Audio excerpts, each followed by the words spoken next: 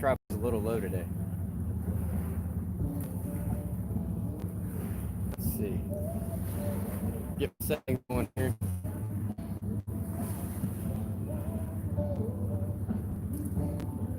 Live chat.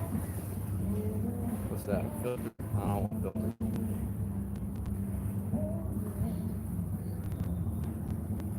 There we go. How's everybody doing? Happy 4th of July weekend. Welcome to Whisker Sticks Fishing. It's been a while. We're gonna wait for some people to join in here. While we do that, I'm gonna get my stuff set up because I just got here and try to get everything in a good view for you guys. My horrible tripod skills. Is my chat working?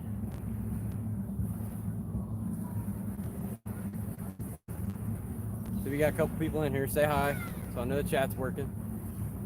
Otherwise, I'm going to restart it, make sure everything's hunky-dory. There we go. Trophy Trash, how you doing? All right, now I know everything's working. I'm going to get my bait set up. We got a few live bluegills if they're still alive. Hey, Tom. Hey, Tommy. I've got a bunch of front bluegill, a bunch of live bluegill, and I think I got one small bass that I might use for a cut bait. We're going to try to go after some channels, flatheads, and blues today. And I don't know what we're going to catch because it's crazy out here today. There's all kinds of people out here. And if I show you the other bank real quick, everybody's out fishing. And I wanted to kind of do something nice and open for a change. Easy to haul my gear in and out. And give you guys a cool view of the city. So, welcome to Cincinnati, Ohio. My name's Tim, and you're watching Whisker Sticks Fishing. Scotty Hill, what's going on?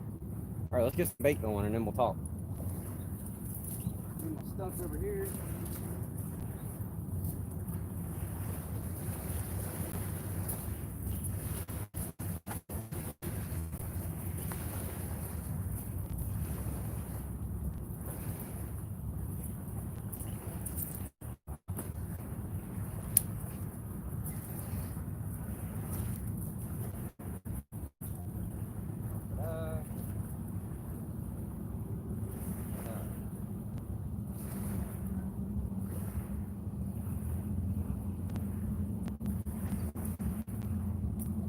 There.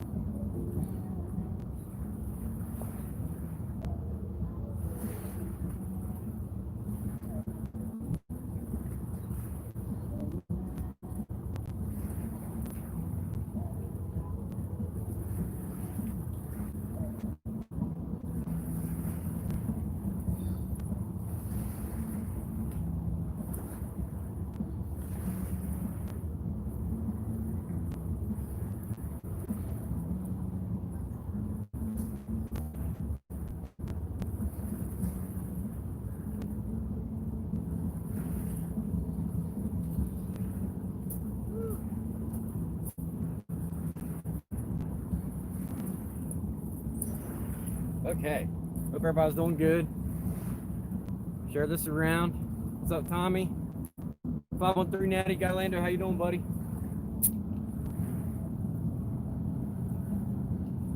Ugh. Boy, it's hot. Squat down. It's like 92 degrees here in Cincinnati right now. Still pretty early in the evening. Where you at? Me and my son looking for new spots. Tom, I am right at the Licking River mouth on the Ohio River on the Kentucky side. Right across from me is US Bank Arena, the ballparks. There's a Red Stadium right there. And there's street parking right there. I know Tommy Wilson's been here with me a couple times. He's came down.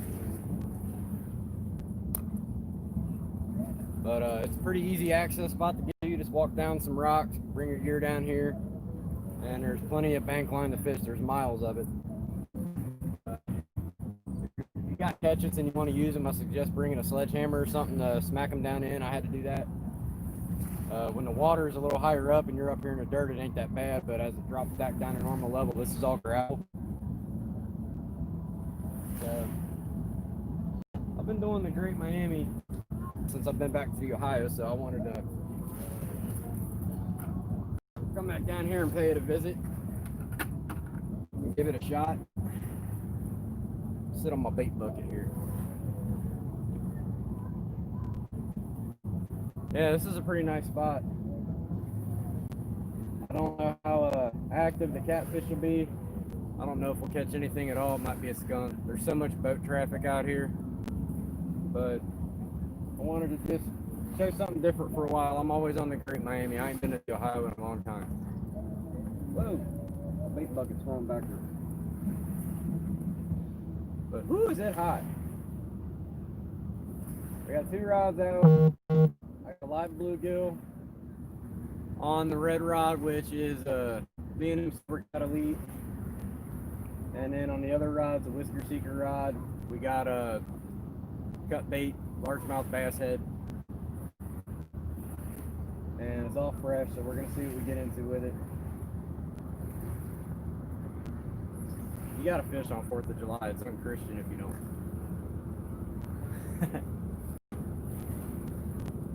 So we'll go for a little while. We'll see how we do. It's been a long time. And I missed you guys.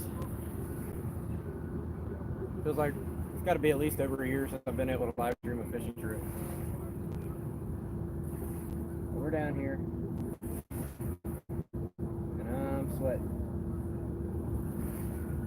It'll be nice when the sun goes down a little bit. Things cool off a few degrees. Hopefully we'll get a slight wind. There's no wind whatsoever. It's been kind of a drought. Not a lot of rain, so all the river levels are dropping. And the water is actually really, really warm, so I don't know what kind of luck we'll have. But I thought maybe we could go into the night, for as long as my battery packs will last, my phone will last. We'll see what happens.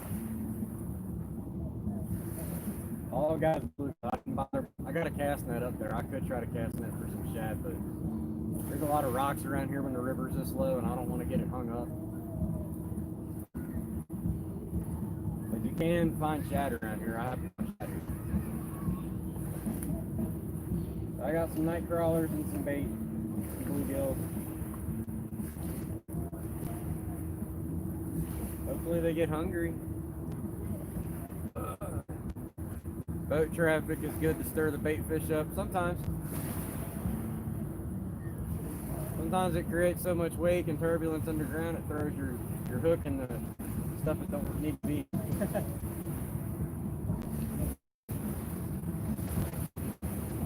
We'll see. Business is doing good. I see somebody else. Business is doing well. Business is doing good. We're getting lots of orders. We're actually almost sold out of these hats. I think we've only got a couple left. We're about out of blue lights right now. We got to make more blue lights. I got them marked as out of stock on the website. So anything that comes with a blue light's not going to be available for a little bit. So that's like the package pack. We got plenty of bobbers. We got the new glow beads. We got Luma grips. The glow in the dark pitch grips. I hope you guys can hear me well over all these loud boat motors.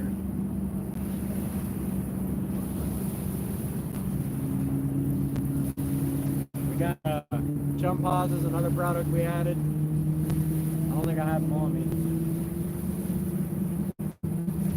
But it's like a little Tide Pod that's got a chum in it. Put it right on your hook, throw it out, the chum will be around your bait. Instead of slingshotting all over the place, right where your bait's at.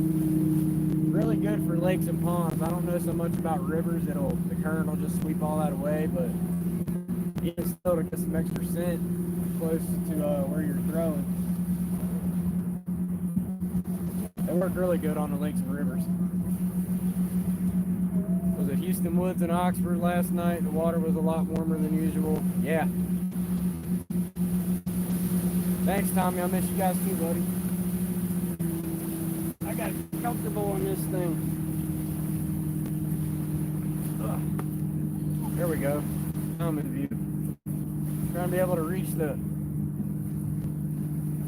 screen. Ugh. Get this rock under here. Oh. I just picked this rock up. Somebody scratched it up to make it look like a smartphone, I guess. I'm gonna wedge that under the sand so I can sit level. There we go. Brian Huff, what's up? How you doing, buddy? We got some baits out. We're gonna wait for some bites.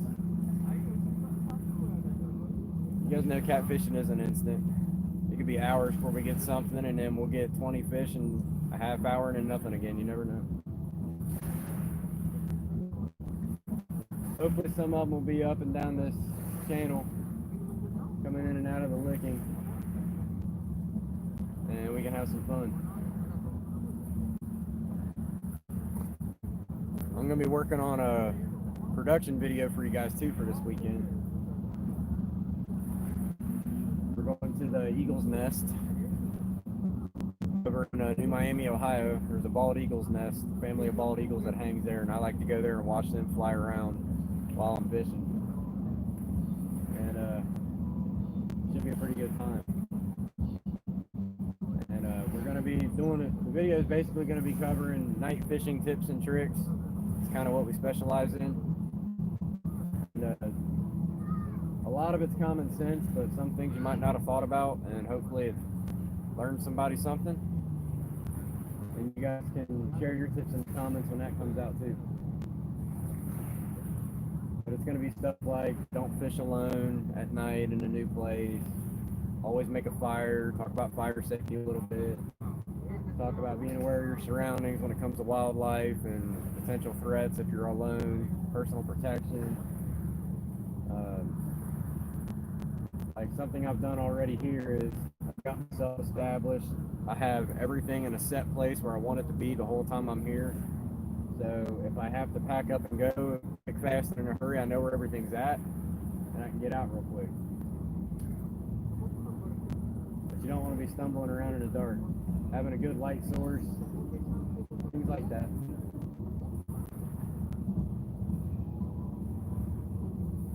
And I have no idea how long the video is going to be. For all I know, it could turn out to be a half hour because you guys know I talk a lot. Hopefully we get some good shots. Hopefully we get a lot of catfish action. I usually do pretty good at that spot. It's not often I don't go and don't catch something. Even if it's just turtles, I catch something.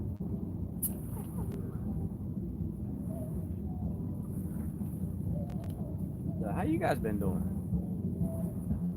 Let's get shared around. Let's get like 50 people watching. We get 50 people watching, I'll give away some whisker sticks.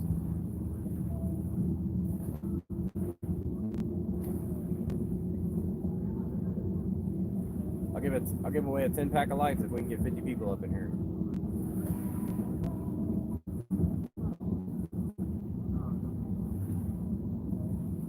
I want to show you guys a good time bank fishing whisker stick style.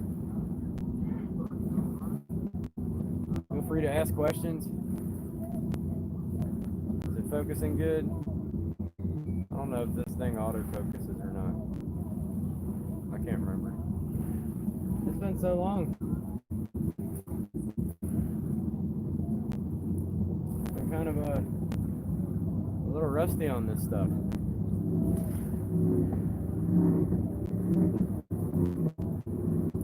And it's loud.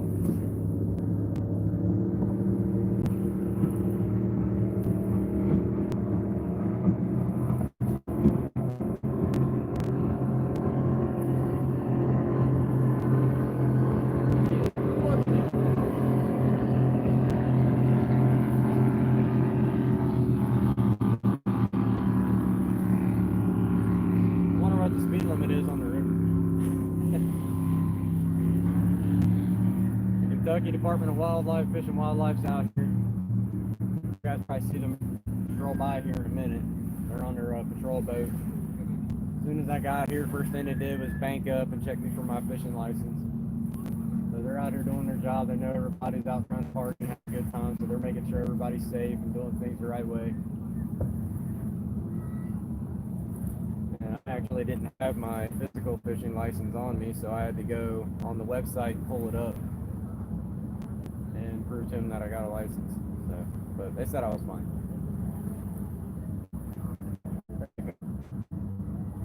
Right about now.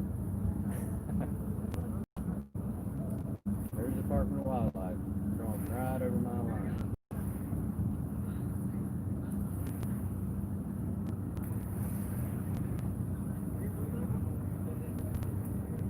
They were real nice. They were real polite about it. They didn't hassle me about wearing face masks or nothing. Stupid face masks. I don't normally get into political stuff, but I'm really not a fan of those face masks.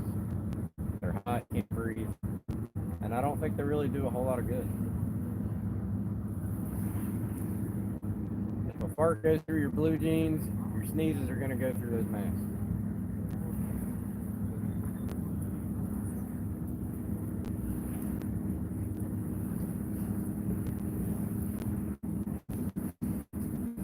Boat fights.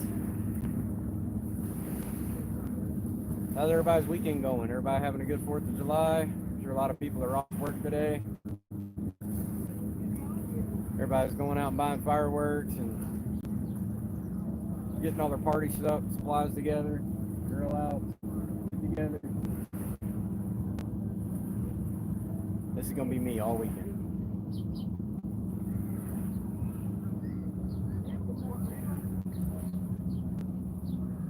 Get out, try to shoot a good video.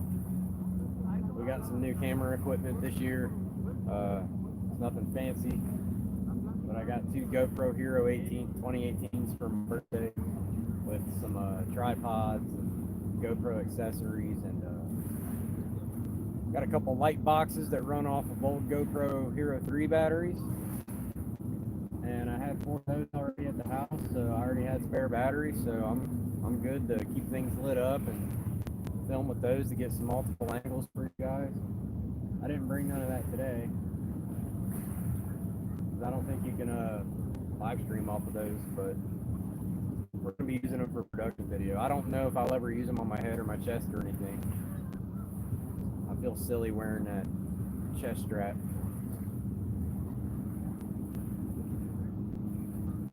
Get sharing this out, guys. Let's get some more people in here. Hope you guys are having a good weekend. I don't think I got a share button. Oh yeah, I do. Let me see. There we go. I think it kicked me out for a second. I was trying to share it to the Whisker Sticks community Facebook page. We can get 50 people in here. We'll give away 10 lights and a lumen grip. 50 people.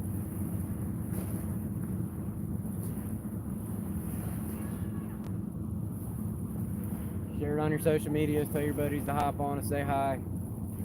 We get 50 people in here. Somebody in the chat is going to get 10 random lights and a limit grip. And I'll ship it to you on my dime.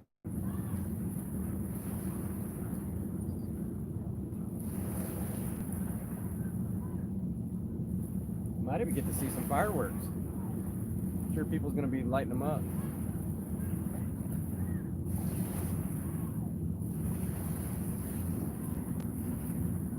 Man, it's hot. If any of you guys are local and you want to come down, I'm at the Licking River mouth.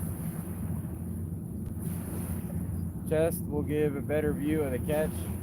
Yeah, but I always end up bumping it, knocking it around, and I just know my clumsy butt's gonna make it tilt down or something and get out of the way, and I'm thinking I'm holding up looking at it, and you're gonna be looking at my feet. Normally when I catch something, I bring it up to the main camera to give a good pan view and show everybody up close. I know what you're talking about though. That first person view is pretty cool to watch.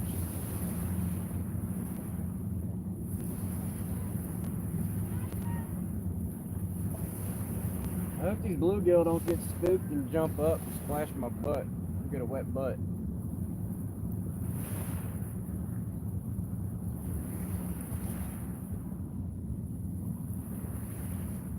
Oh, might be getting a bite.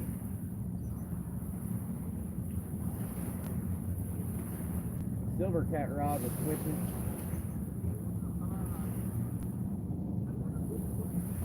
Might be that bluegill swimming around there. But we did get some bounce. A little mother duck out there with her babies.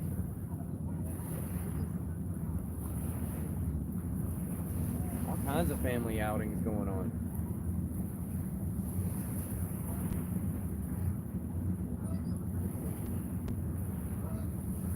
Whew. I think it'll pick up a little more once the sun dies down. If you guys are local and you want to come out here and join me, if you're around Cincinnati area, I'm at the Licking River mouth on the Covington side, Covington, Kentucky side. You can park right here on the street, come down the hill, and you'll find me. I got more than enough bait. You just want to bring 2 rods. I got plenty of tackle, plenty of bait. We got a barge coming.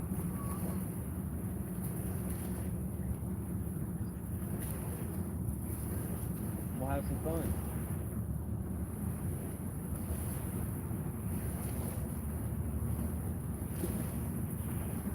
Oh man. Whew. I was really tired and out of wind trying to catch all these bluegill. It was so hot. The sun was just beating down on me.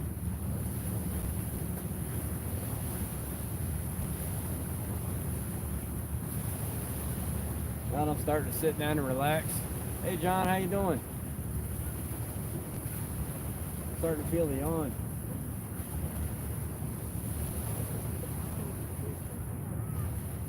I'm seeing some people fishing over at the public landing. People fishing on the Newport side of the Licking. There's people around here around the bend fishing elsewhere on the Ohio River. The Serpentine Wall's got some activity. People's fishing down there. There's a lot of people out here fishing for catfish.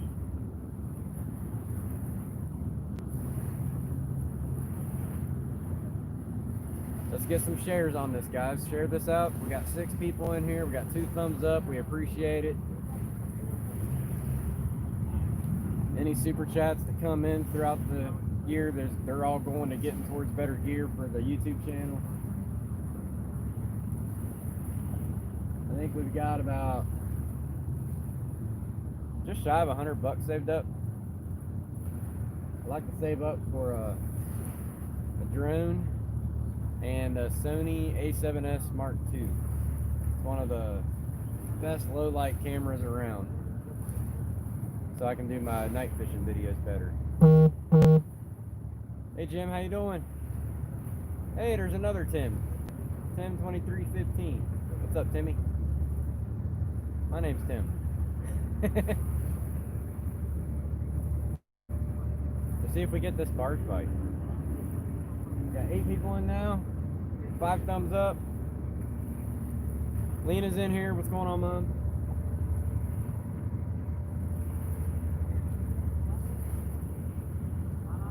Mom's at home relaxing, staying out of the heat.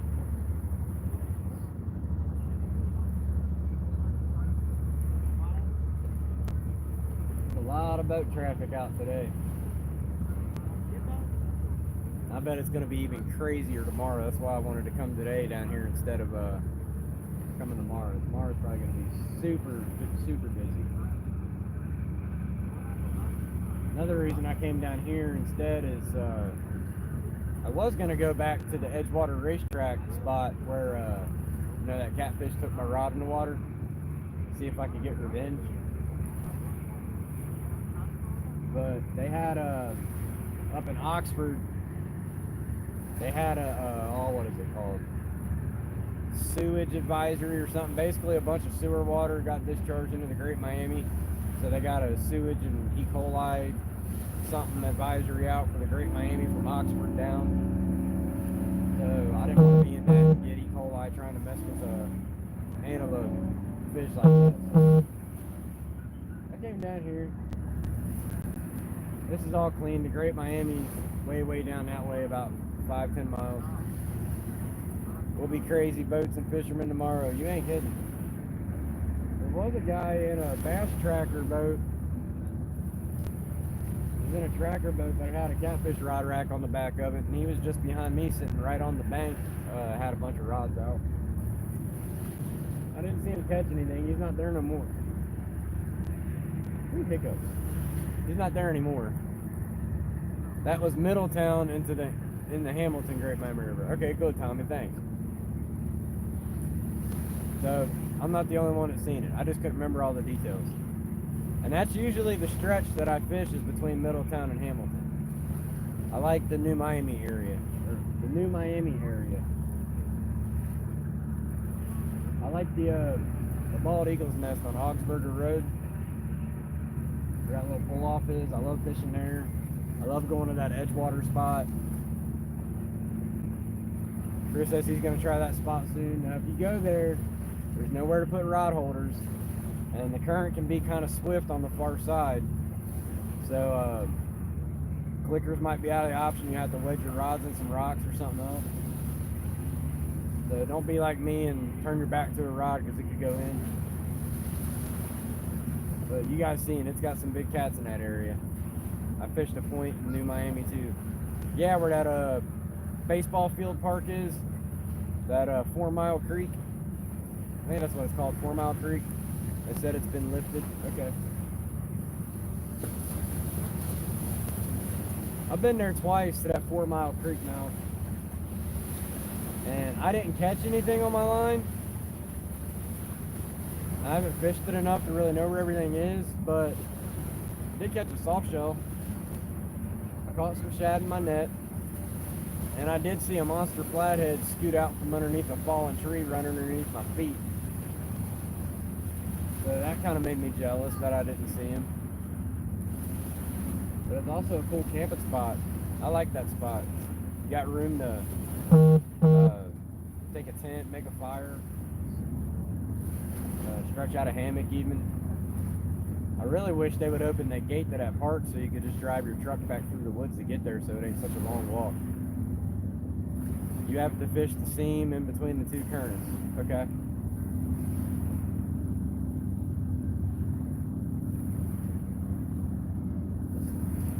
What I'm gunning for out here right now is, on this right rod, there's a big bowl here from the confluence that I try to keep one line in, and the other line I got thrown out about as far as I can to get as close as the confluence as I can.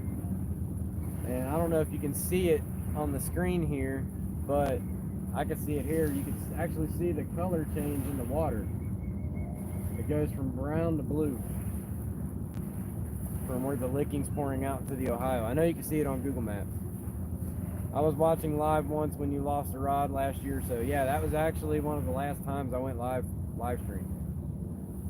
So it's been a while. I've had a lot of things going on in my life, and had to take a step back and make some adjustments, and now we're slowly crawling back into full swing. And if you guys haven't seen that video, you can look it up on the channel. It's called Monster Catfish Gets Even. I hooked into a 44-pound flathead, and I thought it was way smaller when I first hooked into it, and as it got closer and closer, I kept changing the weight. It was like, oh, it's got to be 15, it's got to be 30, it's got to be 20.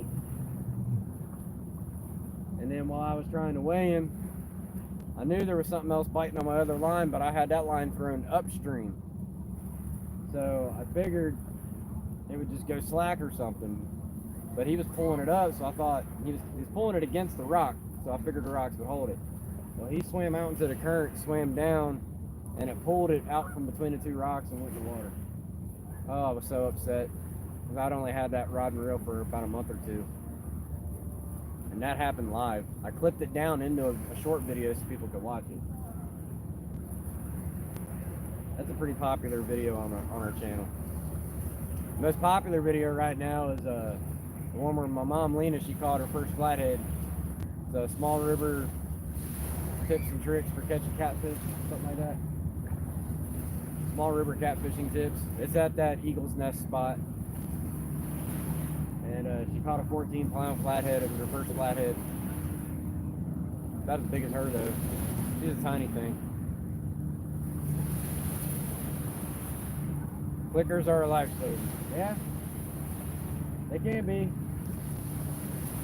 If the current doesn't keep pulling your line and you can keep them open.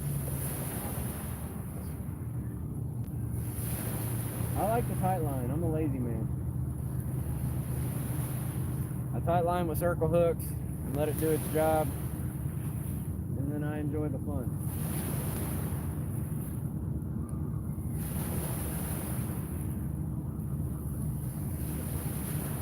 If you guys, I don't know if you've ever tried fishing the public landing, guys like Chris and Tommy who come down here. It can be a good fishing spot, especially up towards the serpentine wall by the icebreakers up this way, where the riverboat is. There's some icebreakers out there. It's real deep, right off the drop. It's the main channel of the river. The only downside is I think you got to pay $5 to park on the landing. There's free parking around it, but if you want to park right there and have a shorter walk, it's like $5 to park. And I think they got a closing time where you got to be out at a certain time. And there's nowhere to put a rod holder. Do you fish Hamilton around Columbia Bridge? Columbia Bridge. I'm trying to remember street names. I know it's by the dams. I do fish a lot. I fish Combs Park. I fish underneath High Street Dam or High Street Bridge, between High Street Bridge and the railroad bridge, on the side that the fitness center's on. And on the opposite side, I think that is Columbia Bridge that you're talking about. There's a cul-de-sac that's right along the riverbank that you can park and walk down the hill and get right to the river. I fished there once, and that stretch, it looks so flat and open, you wouldn't think there's a lot there, but if you can find the holes and know where all the dips and cover is, and get a grip on what's under the water, you can target them pretty easy. I had that happen last weekend, but got my pole back with the help of my son, since I got broken bone in my right hand now. Well, that's good that you got it back. Deep hole running down west side past the bridge. I'll keep that in mind. I really wanted to go in and swim after that rod so bad, but I know how dangerous that river can be. It actually just claimed to life. I think it was last month or a month before. It was between the Ross and Coleraine stretch. I forget exactly where. But a guy was trying to swim from one side of the river to the other, and he went down and never came back up, and they found him downstream. Now, I can't remember how much farther down he was. He wasn't too much farther downstream. And I can't remember how long it took to recover his body, but got to be safe.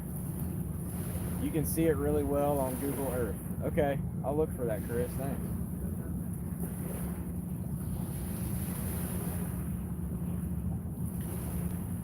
Yeah, you don't go taking chances in the Great Miami or the Little Miami unless you know without a doubt that you're in a calm, safe spot. One of the only calm, safe spots that I know of happens to be that 4 Mile Creek. Right, if you're on the point looking downstream, and the train bridge is to your back, Hamilton Avenue is to your back.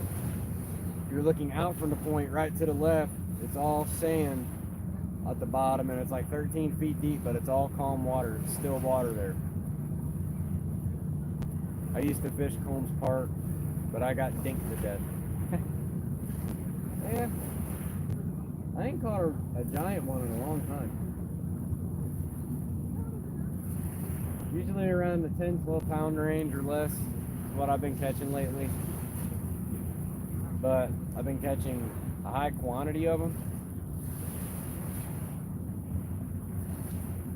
Anybody tells you 10 fish in an hour, that's small, versus one giant one, it still isn't a fun time, they're crazy. Fast water is very dangerous, John, you're right. You don't know what the current is. You don't know how quick it's moving underneath the surface. Like even here on the Ohio, these boats are going past, they create a drag with them, like an undertow. And it can, what do they call that? Like a riptide on the ocean. It'll suck you right through. I need to put some more rocks under this because I'm sinking.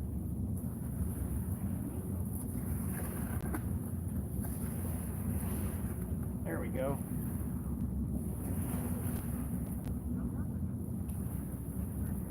Smartphone rock. Got 9 people in here. If we can get 50 in this stream before I'm done, I'll give away 10 lights and a Lumigrip in the chat. I live 5 minutes from Combs Park, so it's easy. Yeah, I love easy access. You can pull right up to the bank. And if it's hot out like this, you can sit in the air conditioning of your car or your truck and watch your lines. If it's raining, you don't have to get wet. If it's cold in the winter, you can stay warm. That was actually, Combs Park was the first location in my 3 video series for family-friendly bank fishing spots around Cincinnati. Places where handicapped people can go, where if you got a wheelchair, if you got kids, or you want to bring your dog, you can't sit out in the heat long, or you can't tolerate the cold, like my mom, she can't stay out in the cold long. You can sit in the warmth of your car, so that was why I highlighted that spot. The second spot was the High Street Bridge in Hamilton, and the third spot was the Anderson Ferry.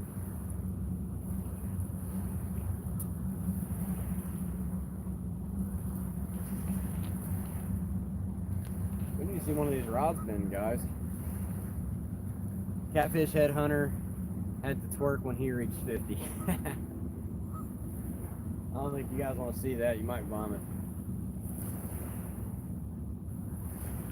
I think this year, if I hit, what I'm going to do is, kind of as a celebration, is if this summer I beat any of my personal bests on any 3 species, I'm going into the water fully clothed.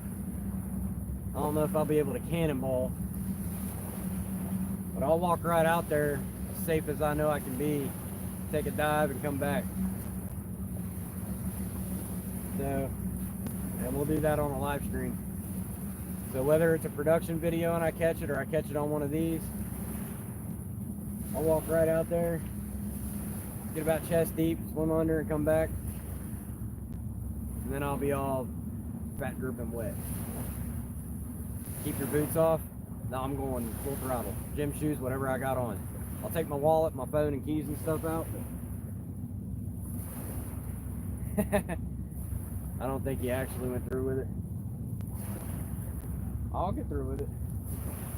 So if I can beat a 37-pound blue, a 44-pound flathead, or a 23-pound channel cat, I'll give you guys a good laugh.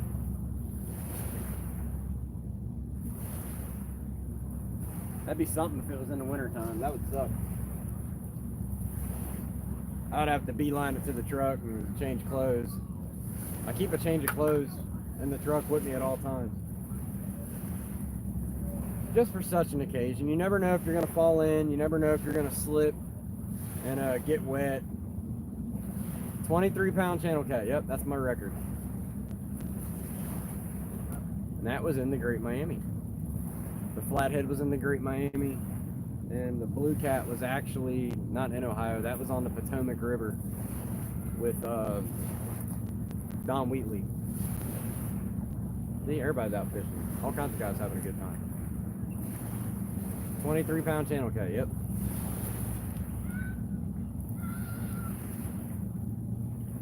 I thought it was a blue cat at first because it was still kind of grayish. But it definitely had the rounded anal fin. It had the right amount of rays. And if you catch a blue cat in the Great Miami River above the dam, you better take a heck of a video or a picture, because that is one rare find. I understand rivers flood up past the dams and things can move up, but the Little Miami, you can find blue cats way up in it, but not the Great Miami. Anything usually north of Hamilton, all the way even up to Dayton and Toledo and everything else, blue cats are gone. A lot of people come down here just to take a chance to take a swing at a blue cat. But Great Miami is very popular for flatheads and channels. I'd love to catch a blue in the Great Miami. That'd be sweet. We got 10 people in here. 6 thumbs up. We appreciate it. Make sure you guys share it out. Share it on your social media. If we get 50 people watching before I'm done, I'm going to give away 10 whisker sticks and your choice of a color of Luma grips and ship them out to you. We'll give it away in chat.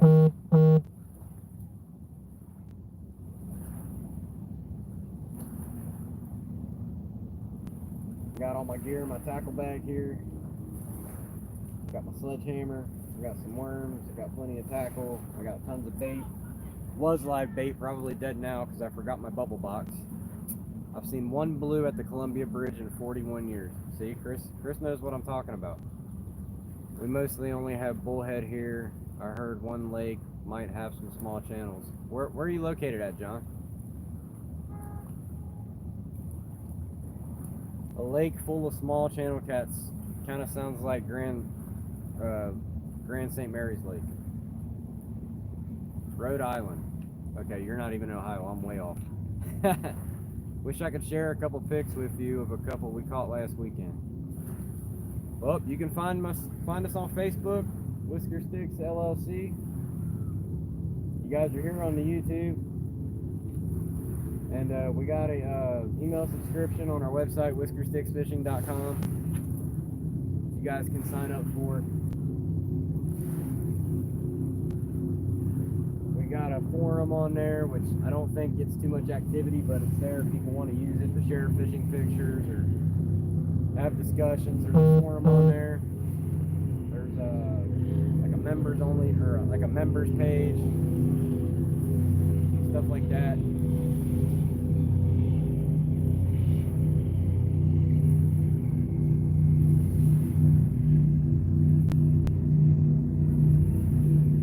Mom, you still watching? You still on here?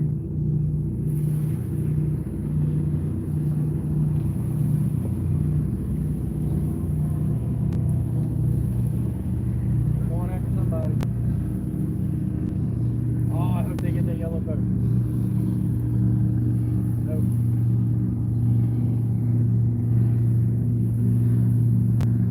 Maybe they were just trying to get out in the open. I don't know. That yellow boat that went by, man, he was booking it. He's got to be going past some kind of speed limit.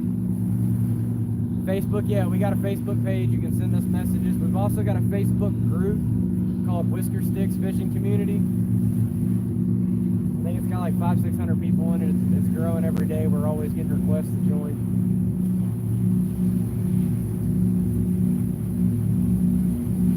website is whiskersticksfishing.com. You guys are already here on the YouTube channel, Whisker Sticks Fishing. If you're not subbed, we appreciate you following us if you decide to.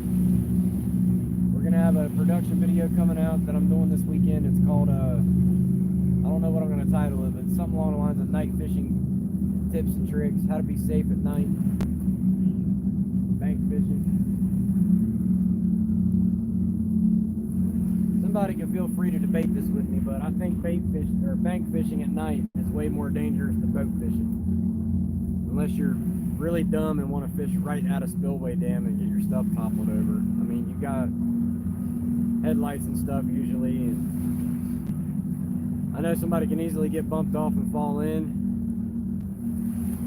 but I personally think bank fishing at night on the bank can be way more dangerous, especially if you go places like I do, because you got coyotes that run around, raccoons and stuff. They'll come up and try to take your bait. Bobcats, or very rarely sightings of pumas, cougar, mountain lion, whatever you want to call them.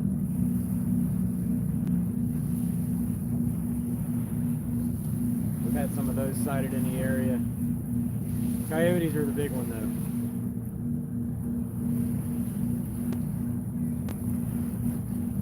And boy can they be stealthy.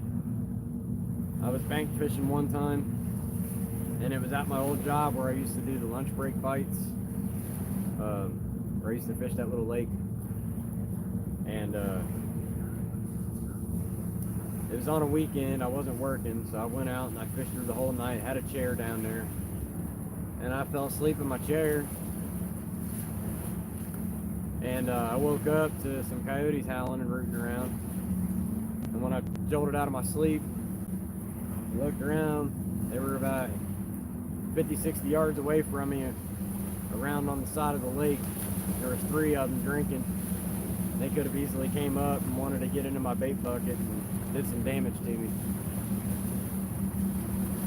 Down here in Mississippi, you got to look for gators. Yeah, it all depends on your region too. You got to look out for gators, you got to look out for bears, wolves.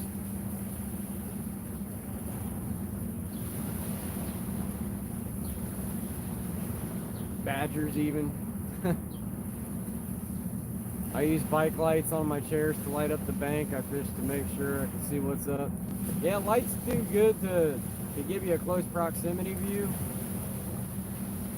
but you still can't, you can only point the light certain directions. These 2 light boxes that I got for the GoPros, they're super bright. They light up the whole area. But when I was trying to play around with them, if I got them lighting up in my face, you can't see what's past the lights, so you have to point them away from you. And even then, you got tunnel vision, you got cones. So one of the tips I'm going to say in the video, and I'll tell you guys now, is if you are night fishing and you do decide to be on your own, make sure you fine-tune your senses, man. Listen to use your sense of hearing, your sense of smell. Just keep a heightened sense of awareness around you. You hear a stick snap, you got every right to be paranoid. I live in the city, but coyotes still roam around just off the main road. Yeah, they go to suburbs too.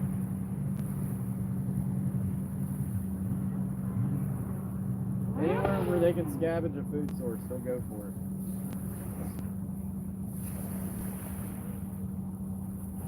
That same lake at my job, it wasn't coyotes, and I was awake, but there was 3 bucks that walked right up to me. We were, from me to the camera right here, they were right in my face. And they were just sniffing me and checking me out. I could have got gored, I could have got hoofed in the face. I didn't want to make any sudden moves, spook them and have that happen, so I just stood there and let them sniff me and check me out, and then they went on their way into the parking lot and ran off. But you never know what kind of wildlife you're going to bump into. I bought 3 of them at Five Below. You can tighten them down, and it has telescope, so you can bring it out real wide. Cool. What Country Fishing 101. I am right in downtown Cincinnati. Well, across from it. That's downtown Cincinnati. I'm on Kentucky bank of the Ohio River. We're at the Licking River mouth on the Covington side. Hey, look, this guy's got Whisker Seeker rods too. We're using the same rods. You got different reels on them though. Check them out. That's the Licking River right here. I'm on the Covington point. There's people fishing on the Newport side. Hey, Maurice. Let's get his cat. Way out there, off screen. He's rocking Whisker Seeker rods. Let's get my Whisker Seeker rod back in view. Good to see you too, Maurice. We got 7 thumbs up, 15 people watching. Been going about an hour. We still got plenty of time to go. It's only 8 o'clock. We still got a good hour and a half to 2 hours before it gets really dark. I've already got my Whisker Seeker lights on my rod tips. Or my Whisker Seeker. I got my Whisker Sticks lights on my rod tips already lit up. So when it does get dark, I ain't got to mess with it. They're already lit. You're about an hour from me. Been a huge fan and just moved to Ohio. Maybe one day I'll get to meet you. Come on down. I'll be here for a good 3-4 hours. If it's an hour drive, I'll still be here when you get here. Do you still make them rod holders? Yeah, we still got some. We're about sold out of the monster rod holders though. So if you're wanting a Catch It, you'll have to buy the Catch It standalone, which I think we got them down to like 30 bucks right now. And they're pretty much gonna be in black. I think we got quite a few pink and I think one yellow one left. Besides the personal ones that I use. But I think the Catch-Its are like, I think we got them at 30 bucks. And you can still order them. But the shipping is gonna be a little high up there because how much they weigh and the packaging and everything. The website is www.whiskersticksfishing.com. Let me type it here if I can. Can I type in my own chat?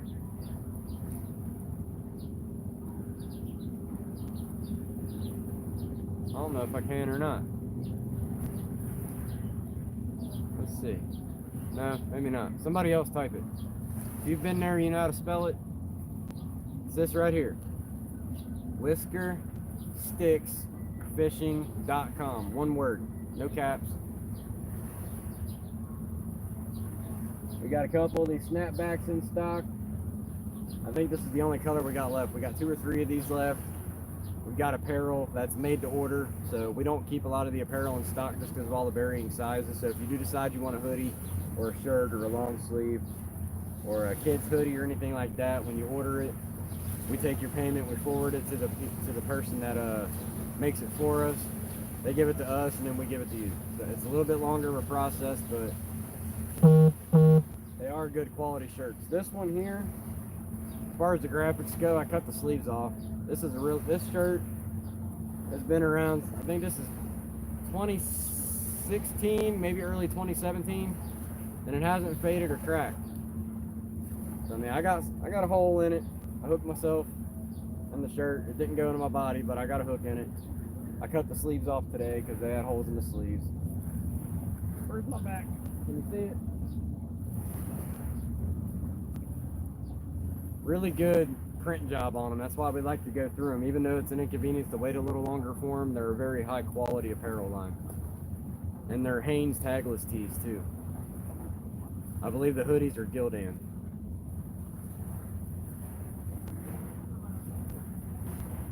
We got the apparel, we've got the lights. We're out of blue lights right now. We got to make some more blues. So anything that comes with a blue light, like the junior pack and the mega pack, where you get multiple colors. I've got those marked as sold out right now until we can get more blues in. We gotta sit and make a bunch more. We pretty much got every other color though. We got the limit grips, we got the Whisker Sticks Edition Muddy River cat bobbers that come with the lights and a battery. I think I got one of those right here, I'll show you.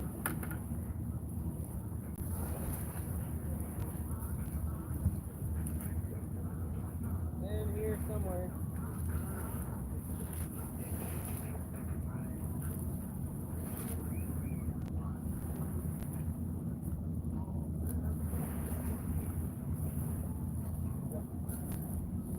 Alright, so here's the bobbers. It's my personal one. It's a medium size. It's got a swivel on the bottom, just like the Muddy River cat bobbers. It's the exact same design, except it's got our mod put into it. We co-brand it with Chris Flores. So Muddy River Catfishing partners up with us on it. We get them disassembled. We assemble them ourselves to do the mod. And they're endorsed by Muddy River Catfishing. So they only come in this color. It's the only color we do. They come with a light and a battery. It doesn't come with a zip tie because you don't need it. And the light just slides right into the keyhole slot here. It's got some foam in there to hold it snug. Put your battery in your light, put the light in the slot, and you can see your bobber go under. And the cool thing about these bobbers versus fills and other slip floats is you don't have to completely cut your rig off to switch back to bottom fishing. If you fish with sinker slides, if you want to fish on the bottom, you put a sinker on the sinker slide. If you want to fish on top, you take the sinker off, you put this on, and tie on a bobber stop, and you're good to go. So between me and this guy here next to me, we got 4 rods out. Let's see who catches a fish. If he gets one on, I'll tilt the camera over and let you guys watch him catch it too. Then we'll put him on YouTube.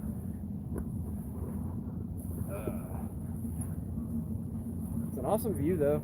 Let's give you guys a cool panoramic view. I'm gonna walk around with this for a little bit. So that's going around back into Covington. There's the city, ballpark, US Bank Arena. I forget what it's called now. Heritage Bank Arena. I think that's what it says. BB River Boats. That's Newport. And there's our random stranger angler. He's chasing cats too. So here's kind of what it looks like behind me. What I like about this spot, you see these street lamps. You got plenty of lighting at night between the light from the city itself and the light above me. There's plenty of room. This big wall here is a good windbreak. And put these back on. It's getting bright. Clouds went away.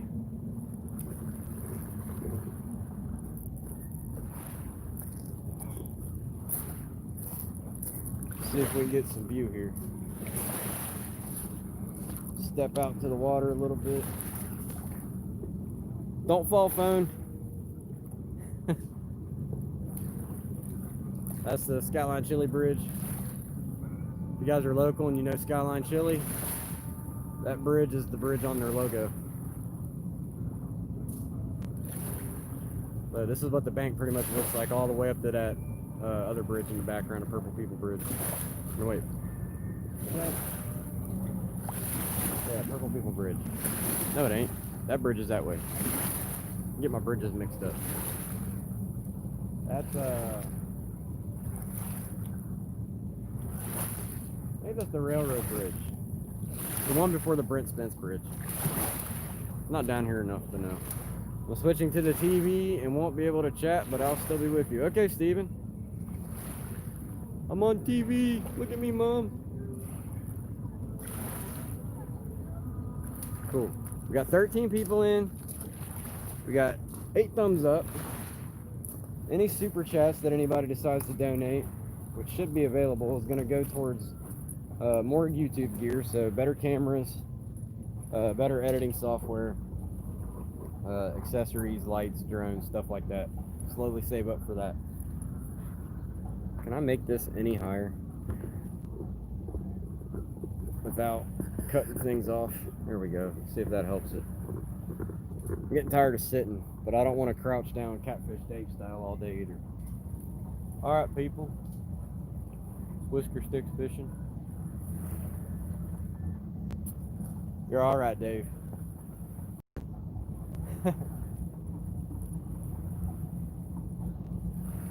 I'm gonna check these baits. Rethrow them. It's been sitting for a while. Keep sharing, guys. If we get up to 50 people, I'm gonna give away a bunch of product.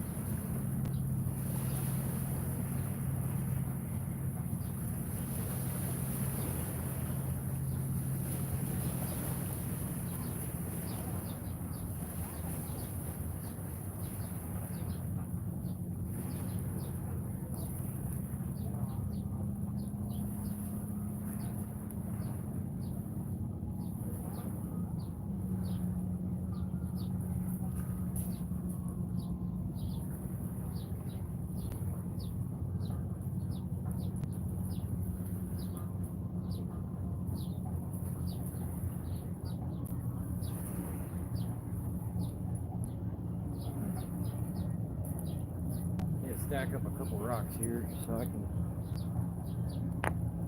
make sure my charger was not going to pull my phone over.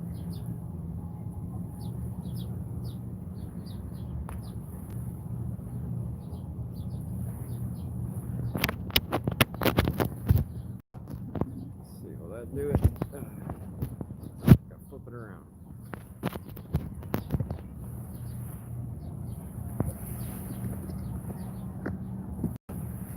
There we go. I am mobile and charging. Yeah, I was already down to 61%. Okay. Hey, Adam. Fish, fish, fish. I wish I would have had something. Oh. Boots must have a leak in them.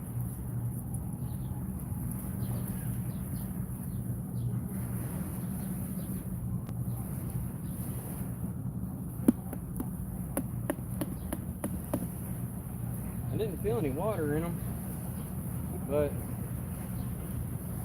I can feel the graininess of sand on my toes.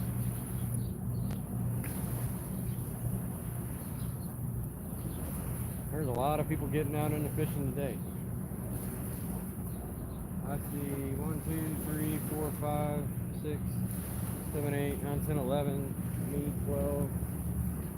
And at least another 5 guys over there. There's almost 20 people in this area fishing.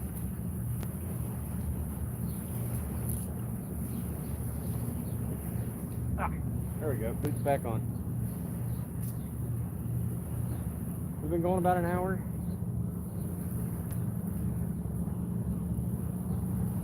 Got boats coming through. I got one line out into the bowl of the mouth. And I got another line. Come here, bucket. I got another line right into the current, where the Licking confluence is into the Ohio. So we're gonna ride that current, same with the other one. We got a chunk of bass belly on the Whisker Seeker rod, and on the Silver Cat rod we got a bluegill head. That live bluegill died, so I just cut his head off. Keep sharing it, guys. I'm telling you, we get to 50 people, somebody's gonna win a lot of free product. I want to give it away in chat. Stepping on stuff.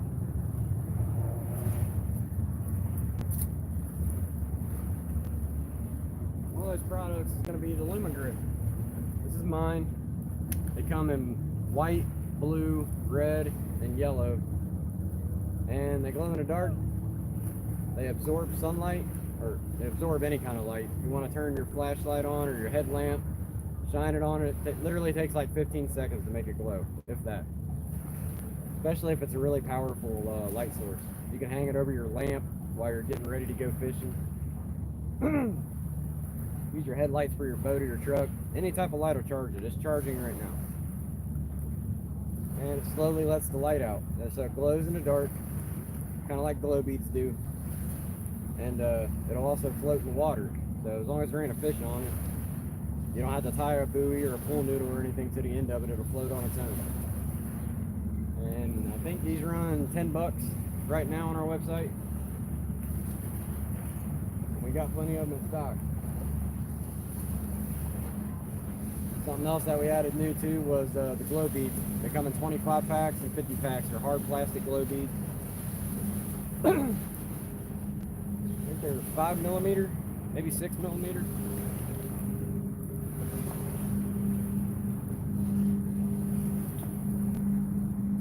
We're looking to add more stuff as the year goes on too. Hey Chris, we're just talking about the bobbers, man. We're just mentioning you.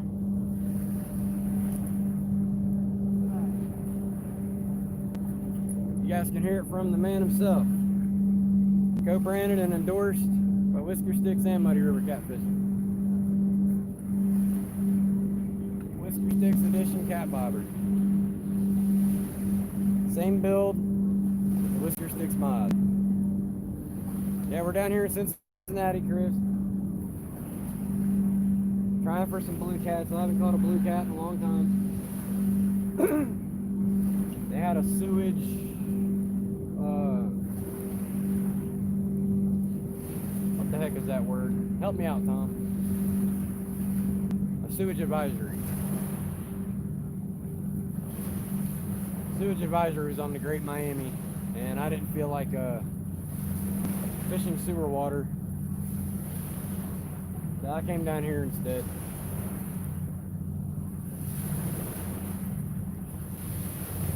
Hey Chris, Chris is actually a local guy who lives close to me.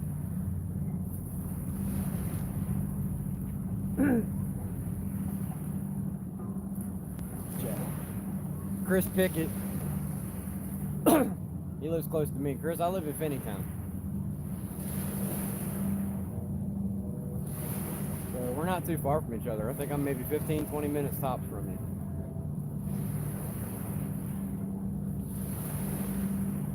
Your area is usually where I go to get most of my bait. I like going to the, I'm gonna stand off camera here so you guys can take in the view for a minute. I gotta stand up.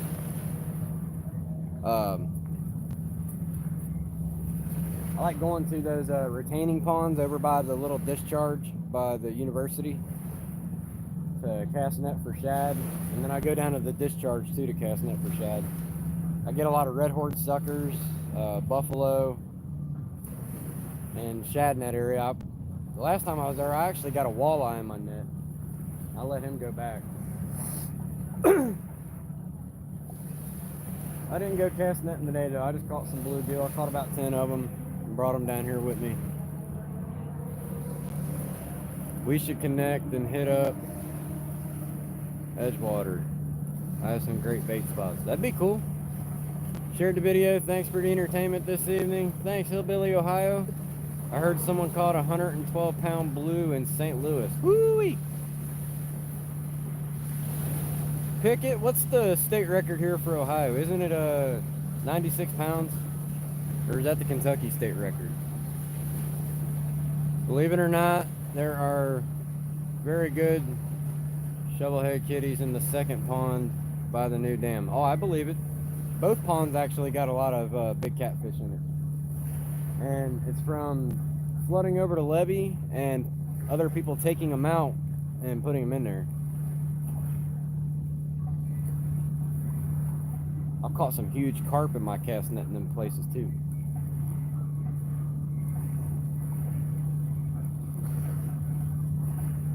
I could have swore that silvercat rod started to go a little bit. Maybe I'm seeing things. I think I'm getting sunstroke. Keep sharing the stream, guys. We still got plenty of time. If we get up to 50 people, I'm giving away 10 lights and a Lumigrip to somebody in chat. We need 37 more people. I dropped a couple 30s in there. Yeah, see, people go in there, they put them in there. You gotta be careful doing that though, because you can offset the ecosystem. Them flatheads are such voracious eaters, they'll eat just about everything out. How's my leg? My leg's doing fine. Wonder if I could set it up to show everybody. Give some side entertainment here while we're waiting for a bite. You guys who don't know, not this past June, but the June before, 2019 June, I was mauled by a pit bull.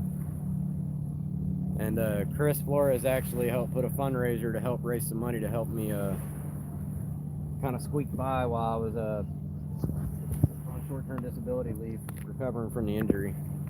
So I don't know how good my camera is here. You guys see it all right? See the scarring? I lost a chunk of leg there. This was a chunk of leg that they was able to stitch up. They found that in the yard. I got tore up pretty good. I was out of work for about 5 weeks. 5-6 weeks, something like that. Checking in from South Dakota. Oh yeah, he did not let go. If it wasn't for my German Shepherd there kind of holding him at bay, I don't want to know what could have happened, because my two sons were in the house by themselves. My son Andrew, who is 8, was 7 at the time, and my youngest son Aiden, who's 1, he was only 4 months old at the time. Aiden was doing some tummy time in the carpet in the living room, and Andrew was watching him while I was letting Bo out to use the bathroom, and then some craziness kind of happened, and it was definitely an experience that I don't wish on my worst enemy. But I'm doing fine now. I've got a little bit of a loss of feeling in the leg in certain spots around the injury. So, I mean, you could stab me in certain places with a knife and I probably wouldn't know it. but I'm doing okay.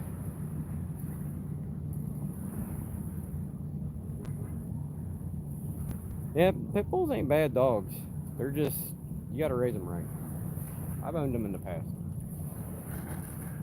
And the ones I had, they were sweethearts too. A poodle could do the same thing. We'll just put it that way. A golden retriever can do the same thing. Give you guys a good view here. Trying to sit off screen for a little bit and get some things adjusted. But I can still see your chat. I'm still here.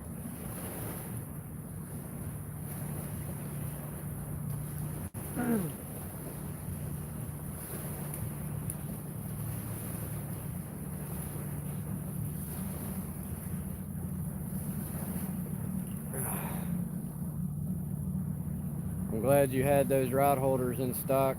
Not even Steve had them. Yeah, we don't have many left. I think we've got 4 033s left. I think is what we have, besides my personal ones that I use. We just shipped out our last 3 Stampede 22 models to a shop here in Kentucky called Boyd's Bait and Tackle. So if you guys are down in that area here in northern Kentucky and you know Boyd's Bait and Tackle and you want to get a monster rod holder, they've got 3 of them in stock.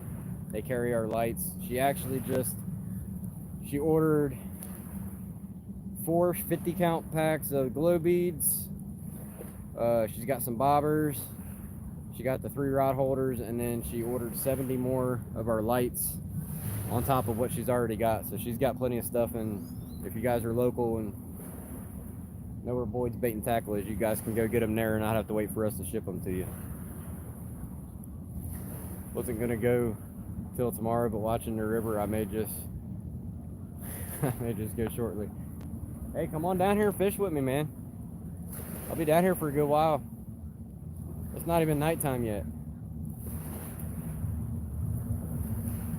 That's when it turns on. All the boaters go home, most of them. That's when things get quiet and the catfish pick up. How much does my battery pack got? 3 lights out of 4. Okay. Yeah, we're still sitting good on battery life, so I can go for at least a few more hours. As long as I don't keep making it fall off the rock. Woo! Or drop the whole thing. Be good. It's like stacking a house of cards. My USB-C cable is only so long.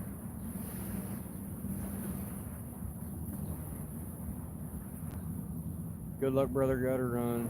It's good seeing you out fishing again. Thank you, Chris. Appreciate it, buddy. Thanks for stopping in. We miss you guys. Whole family does. Fight has been picking up lately. Was dead for about 3 weeks. I think the water warmed up a little. I know my glasses are fogging up a little. Yeah, I don't know if they're spawning or not yet. The ones that I've caught recently, I haven't seen any scarring on them or nothing, those spawn marks. Looks like this guy's he's using 3-way rigs with peg float, line rattle. He's got a bunch of Whisker Seeker gear. Looks like he's got a C4 on one rod and a low profile reel on the other. But he's got the orange line to match. He's representing Whisker Seeker good. Looks like he backflashed though. He's fishing closer to the bank, so we're gonna watch and see if he gets action. And if he's getting the action close to the bank, and we know we need to change tactics. Caught one the other night, was straight. Almost tore up. What part of the Ohio are you fishing in? Pond River, boys. We are right here, the Licking River mouth across from downtown Cincinnati.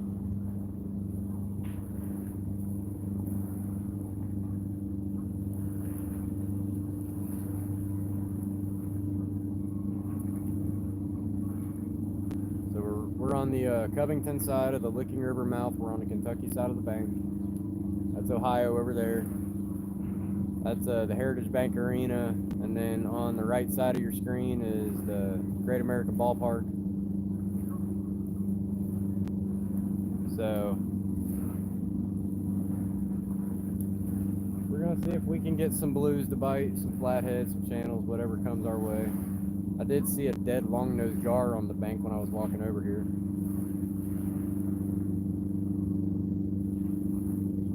It'd be pretty cool to catch a gar or a striper.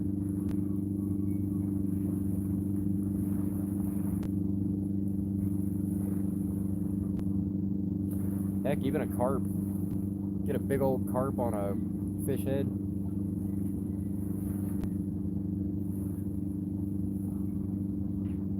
Carp will eat gut bait. It's just not very common. Big turtles. I'll take anything.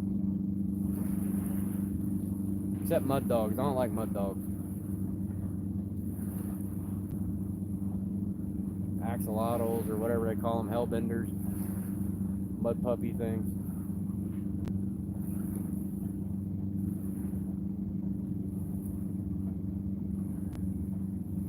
I've always been curious about using one of those for bait though.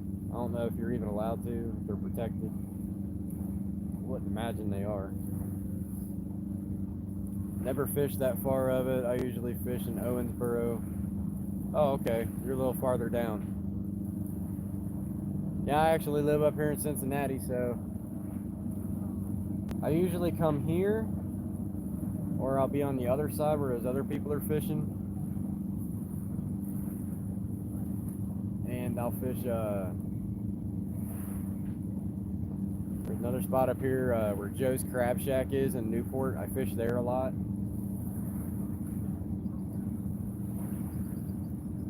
Caught some nice blues there. And you don't even have to throw out into the river. You just throw downstream along the bank into the bedrock. Cut up the carp and watch the blues come running. Yeah, I've got some carp. I keep losing my words here. Vacuum sealed. Been a while since I've been up that way to visit family. Good luck, Tim. Thanks, Bill. Flatheads will eat anything. They're not discriminatory, especially if it's moving. Something I wish I would have got that I didn't stop and get on the way here is mud leeches.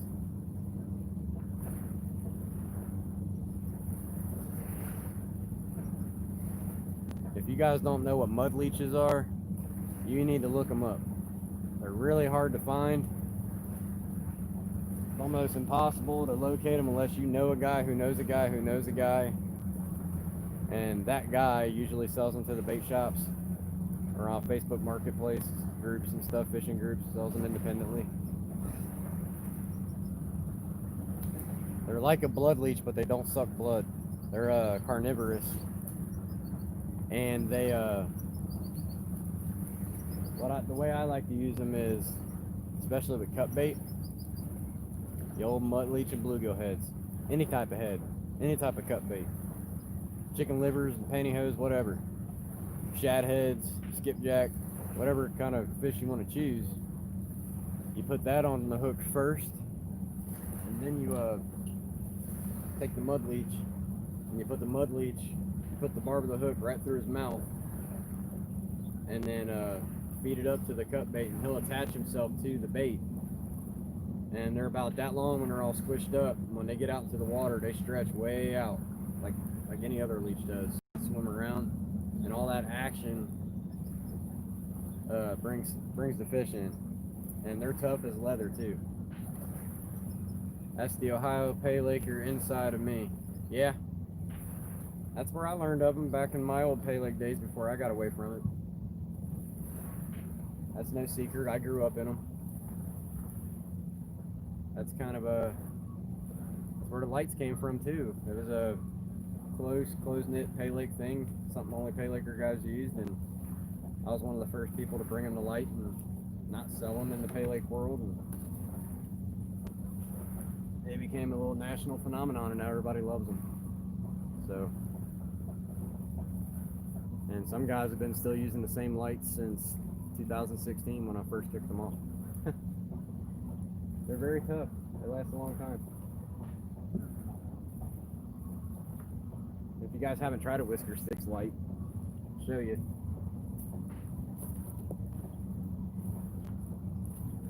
This is a UV light. They come with a releasable zip tie. So you can put it on like a regular zip tie, strap it to your bobber, your pole, your trolling motor handle, whatever. So it's got a little push button where you can take it back off and reuse it. So if you cut it down flush, once you got it strapped, make sure you leave a little tag in so you can reuse it when you're done. I know some people don't like having all of this sticking out. But we have them this long in case people want to use them around other things like rod holders to mark so they don't trip on them, tent strings, dog collars, you name it. And then they come with a light. Then they come with a battery. It's a 2032 battery.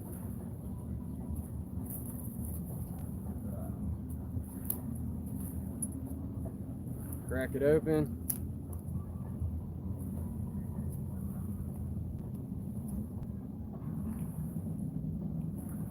Slide it right in. And boom, it's lit up. This is the UV one. They're not as bright because it's a black light. But that's what they do. And then how I got mine on my rod is I feed it around my rod and I put the light on the opposite of the eyes on the spine of the rod, strap it down, and when you get a bite, you see it. You want the battery facing towards the reel though, because when you cast, the centrifugal force won't fling the battery out. It shouldn't come out ever. They're in there pretty good. It takes a lot of force to get them out, but they're memory fit. And then when you see a bite, you'll know it. Sturgeon fishermen really, really love these because sturgeon bites are so sensitive and you can see just the most subtle touch. Loved the lakes when I was a kid. They were overstocked and overfished now. Yeah, Pay Lakes they're not good. Where are you at? Good times. I am in the Licking River mouth, right across from downtown Cincinnati. There's the ball field over that way. That's the ball field. The blue and white buildings, the Heritage Bank Arena. So we're on the Kentucky side over in Covington of the Licking River mouth. I'm from Preble County, grew up with 7 Pay Lakes with 30 minutes from my home. That was back before they became trophy Pay Lakes like they are now. Yeah, they used to be a good thing. They were good and accessible for people who were handicapped or didn't have rivers around them or other state parks and stuff. It was somewhere to go to take your kids to have a good time. And you could keep what you caught, take it home and eat it, and then they would stock it with more farm-raised fish. And now it's just a bunch of stealing out of the rivers and overpopulating, and then the fish die within a month and they go in a dumpster. Rinse, wash, repeat. I'm in Middletown. Lost my shoes last time I was at the park.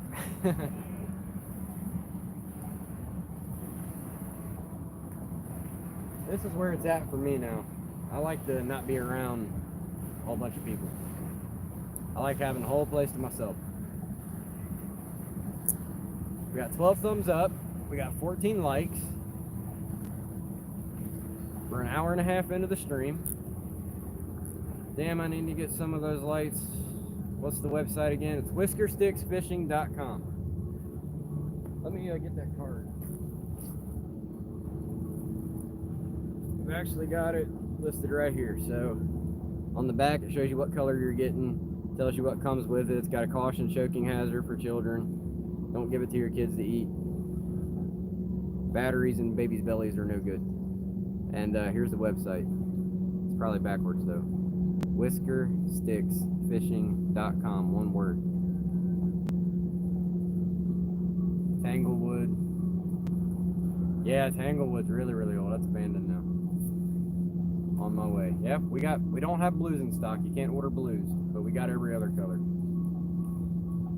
Hey Tim, when we hitting Meldal, I don't know, maybe we could try to do something this weekend. If not, maybe in 2 weeks when I'm going to be free to go out and do it again.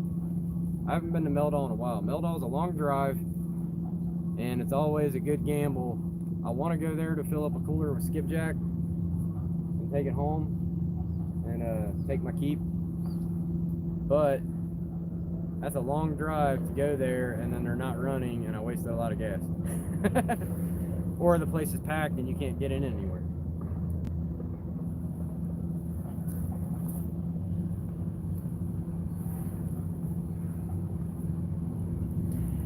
Some of the other products we got, people's asking about products.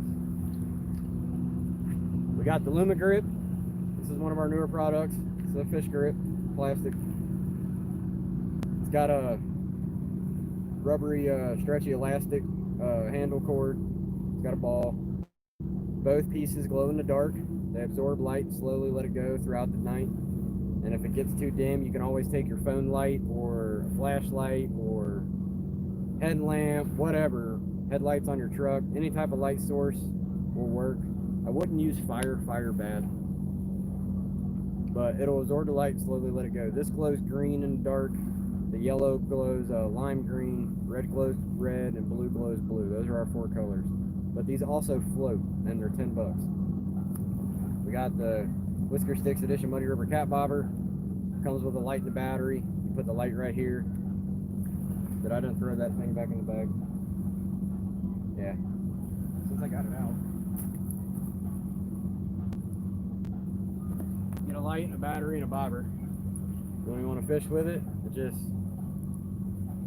pops right in like that, and it won't come out. Doesn't come out on a cast. Turbulence from fighting the fish doesn't shake it out. It's in there pretty good. So you slide that in there, you're good to go. These come in a small, medium, and large. This is a medium. A small is a little bit about half the size of this, and then there's a large. These things will hold a couple pounds of bait. They're pretty buoyant. Awesome, thanks, bro. I wasn't adding fishing at the end. Yeah, there is a domain, whiskersticks.com, that when we first started we were going to use. We didn't end up using it. So it just shows up like error 404 or something like that. God, that boat's loud. That's that same yellow boat. So we went with whiskersticksfishing.com. So it would match the YouTube channel, and since we want to do more than just the lights and start getting in that fishing tackle, it felt more fitting to have it named that.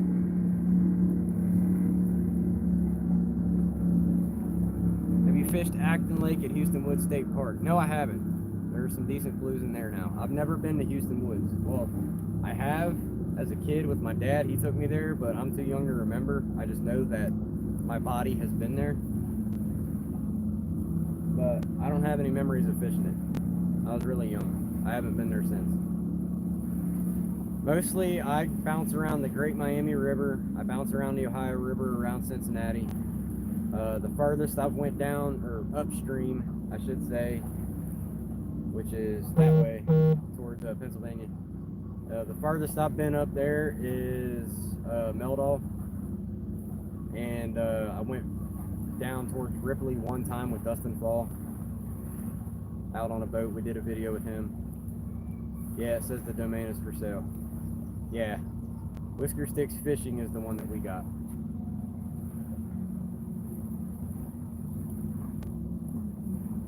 I gotta remember to pay attention to my rods. I know I can see them, but have I got any of my other stuff with me? I know I got glow beads, but they're glow beads. They're just simple glow beads.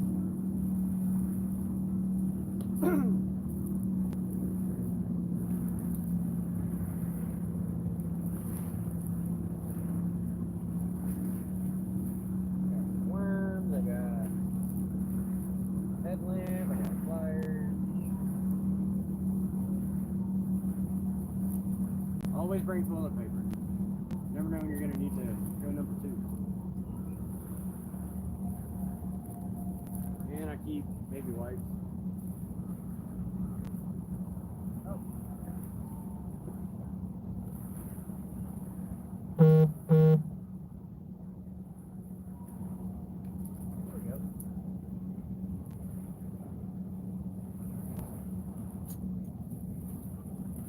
Here's the blue lumen grip. I forgot I had one of these. This is the blue one. And then, if you guys haven't seen, we do sinkers.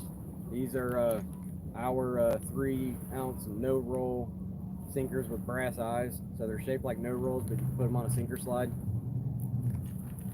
I don't know, you can see them through the packaging. These are 3-ounce no roll with an eye. We got regular no rolls. We got coins.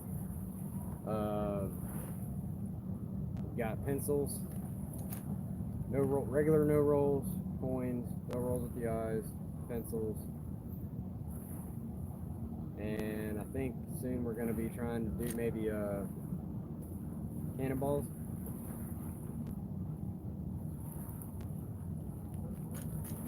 So we're adding things a little bit at a time. We're going to be getting in the terminal tackle slowly, one product at a time. We're trying not to get too big too fast. And everything we got has got limited quantities. The sinkers, we got a bunch of those in stock right now, but we always got to keep making them. Anybody who knows how to make their own sinkers from scratch, you guys know what that process can be like.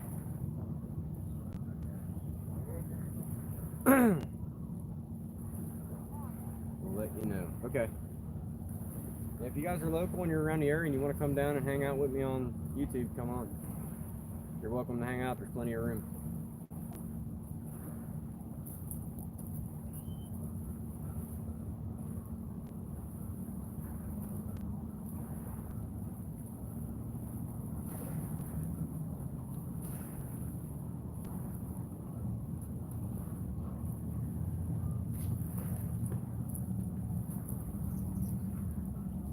Get some of these out of here.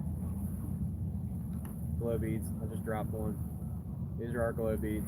They come in 25 pack or 50 pack. Where'd it go? We're going to be looking at stuff like squibbles and hooks and sinker slides, things like that. Man, I want to head down and taking care of my wife. She has a torn ACL. Oh man. That's going to take a long time to recover. The doctor said that I was very, very lucky that that the pit bull didn't get into my ACL or any of my tendons for that matter. I'll be headed out tomorrow night. Okay. If I don't have anything going on, maybe I'll join you.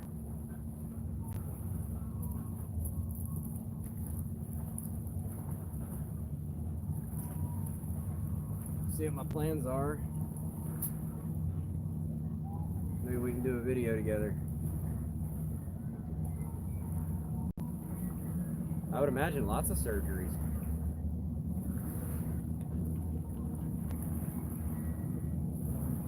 Somebody tell Elstan Perez on Facebook and get him in here. I want to talk to Elstan. You guys might know him as Chunky Cat Fishing. Elstan Perez. Somebody get a hold of him and get him in here. You can be there in 4 hours. Yeah, it'd be 1 o'clock. We could fish till like 5. Man, tons of notifications.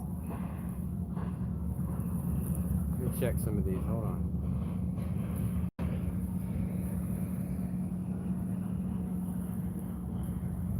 Lots of website visits. You guys are busy. Lots of people going to the website. Appreciate the traffic. We appreciate any type of support you guys give us. Let me take a knee here. Kaepernick style. Tilt this down some. There we go. Now we can see my face.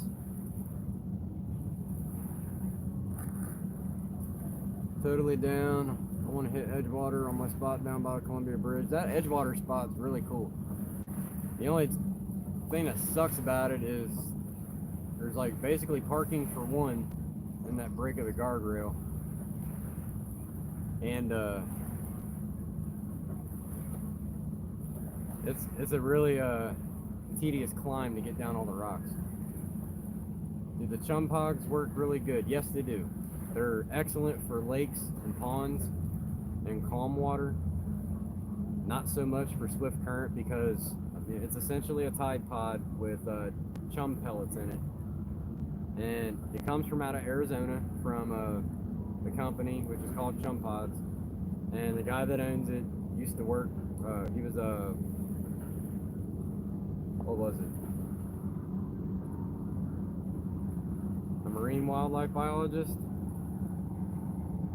Something to do with working in a wildlife field. And he developed them, and it's a Tide Pod with chum bait in it, and you just pierce your hook through it on your bait, chuck it out there, and the Tide Pod dissolves, chum comes out, and it falls right underneath your bait. The fish come into the chum.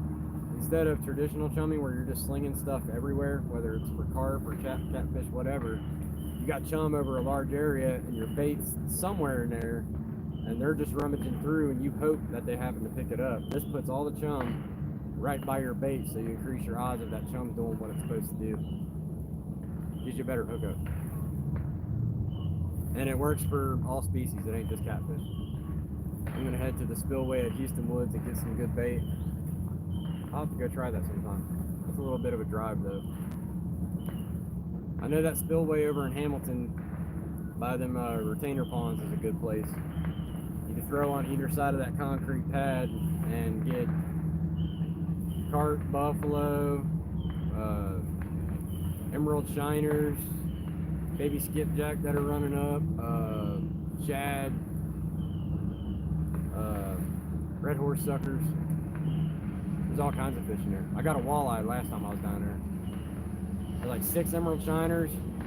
They were about yay big, about as thick as my thumb. And then a big walleye, it's probably about that long.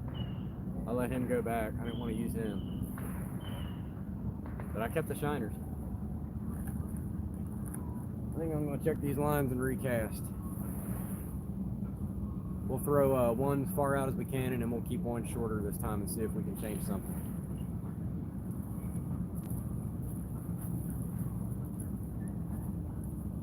Now I just noticed as I turned around, let me tilt this back up a little bit so you guys can see better. As soon as I turned around, I noticed a couple birds swooping down and getting something off the water. So there could be some schooling shad or some other bait fish, minnows or something right there. I'm going to try to throw out where I seen those birds diving at. See if that helps our odds, and then I'll put the other line a little closer to shore. What's up, Mike? How you doing? Glad to see you too, buddy. They got a little of everything there, yeah.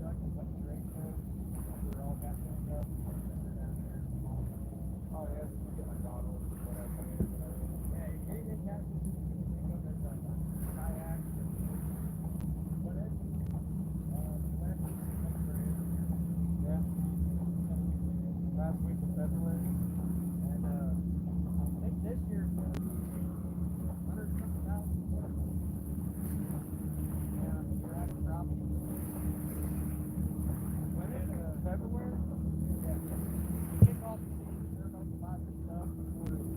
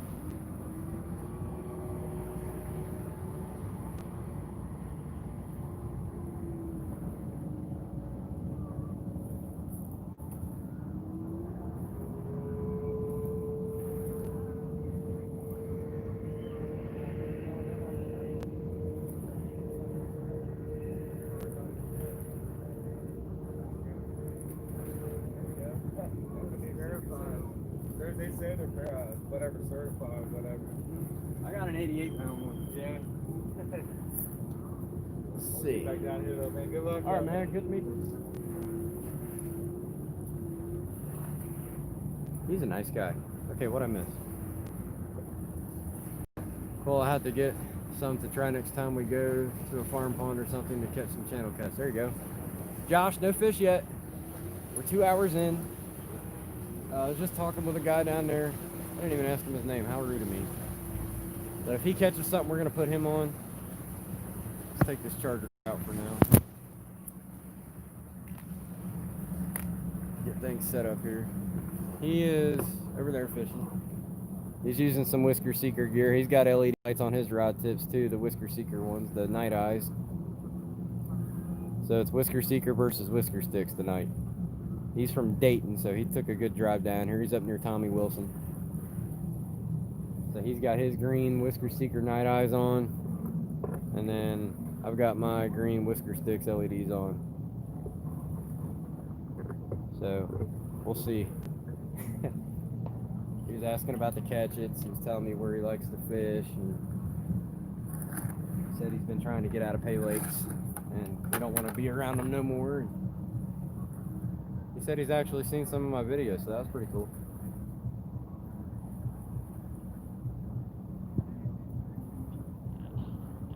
So hopefully between my 2 rods and his, somebody gets something. It's fun to watch the view and chat, but I know what you guys are here for. I know I want to see a fish. How about you?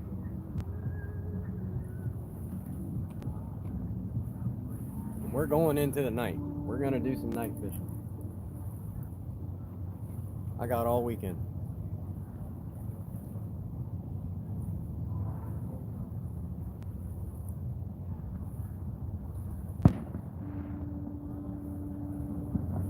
Somebody sent me an email asking about the lights, seeing what it said. How's everybody doing tonight? 14 thumbs up, 8 people watching. I'm telling you, if we get 50 people in here, I'm sure it'll pick up if we get some action, but if we get 50 people watching, I'm going to give away 10 Whisker Sticks lights and your choice color of a Lumigrip, and I'll ship it to you on my dime.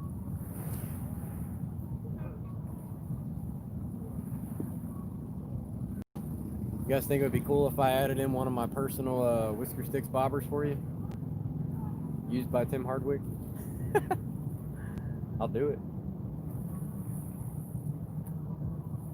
He's running with clickers. I'm tight lining.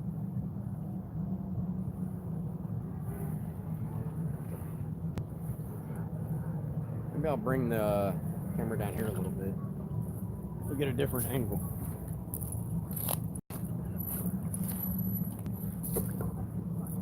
There we go. That's cooler. Cool view of the city. There we go. Now you guys can see the rods go next. What on earth made that wake?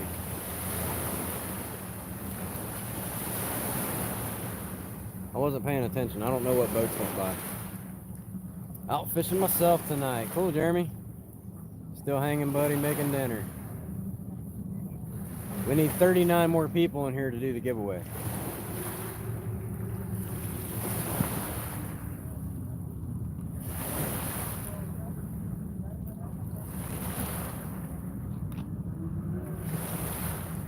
If we get to 100 people, I'll give away 30 lights. How about that? That's a lifetime supply of lights almost. Had to do dinner for the kids. Welcome back, Tommy.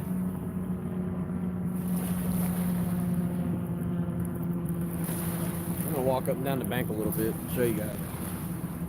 Because I'm not worried about losing a rod on this trip. Take this out of here. When I switch my camera, here we go. There we go. So here's my rods. I have an Ohio license only, so I can't reap the benefit of unlimited rods like these Kentucky guys can. If you have a Kentucky license, they don't have a rod limit. So, got all these people down here fishing. I don't want to come up on them and disturb them. But look down this bank. All these people out here hanging out. I see 1, 2, 3, 4, 7, 8, me makes 9, 10, 11, 12, 13, 14, 15, 16 people on both banks combined. 17 over there, and there's another group of like 4 guys that's out of sight around the corner. A lot of people out fishing here at Licking River mouth. There's people fishing over on the public landing, the Serpentine Wall. It'd be really cool to fish off that bridge if I knew I could land a fish with one of those, like a rope landing net, like a scoop net or something. I know they use them in Asia and Europe.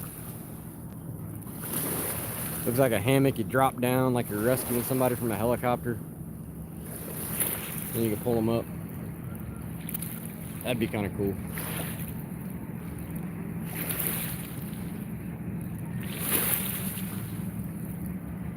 Got some big fancy boats. Usually about this time of year, Nick Lachey likes to come down here. Cincinnati's his hometown. He comes down here for the WEVN fireworks for Labor Day every year. I know that. I got to meet him one year during that. But he's got a boat that's bigger than that one that he comes out and joyrides on the river with his family and friends. And he might have been in a boy band, but he's a pretty cool guy up close when you get to know him. Get to sit and have a chat with him. He's a cool dude.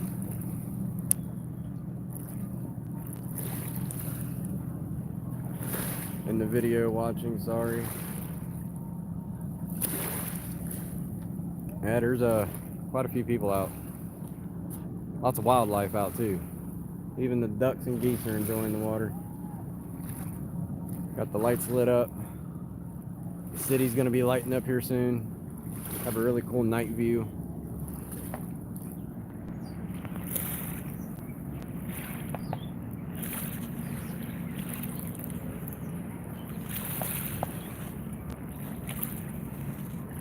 He is a Cincy kid for sure. Yeah, Nick Lachey's an awesome dude. Or at least when I got to sit and talk to him, he was nice. He was nice to me. I'm sure I don't drop my phone here. It's waterproof, but I don't know if it'll kill the stream. Let's wait out in a little bit.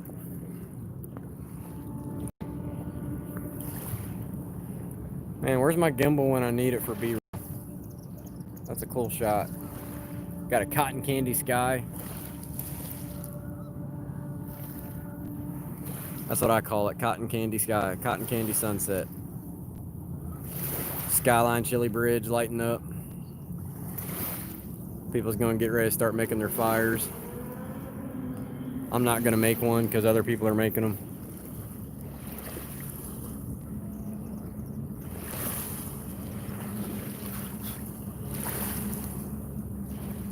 If you do like to night fish at night, it is advised to have some kind of campfire.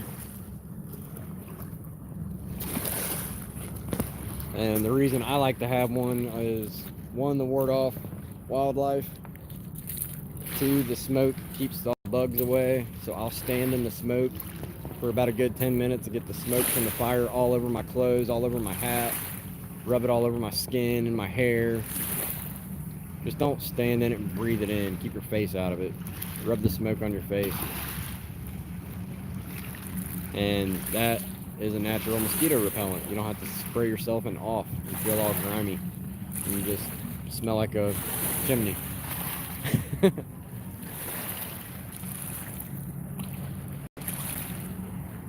What's everybody doing for this holiday weekend? How much did you guys spend on fireworks this year?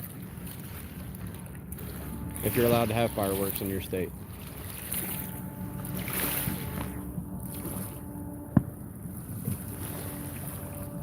Ohio is not allowed to sell fireworks, the big boom ones. You could buy like stuff that smokes and fizzles and sparkles, but that's about it. So you have to go out of state to Indiana to buy the good ones. I've seen people spend thousands for a good night of lighting up the sky. You got to celebrate your independence. I'm celebrating my independence by sitting on this riverbank, not wearing a face mask like Cincinnati wants me to do.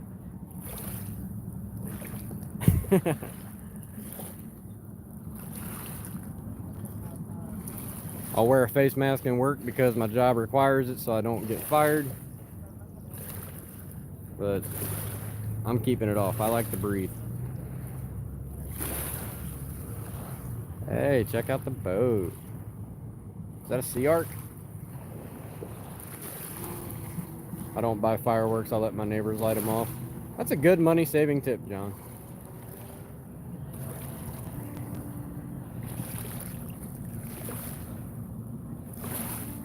Wonder if they did any good.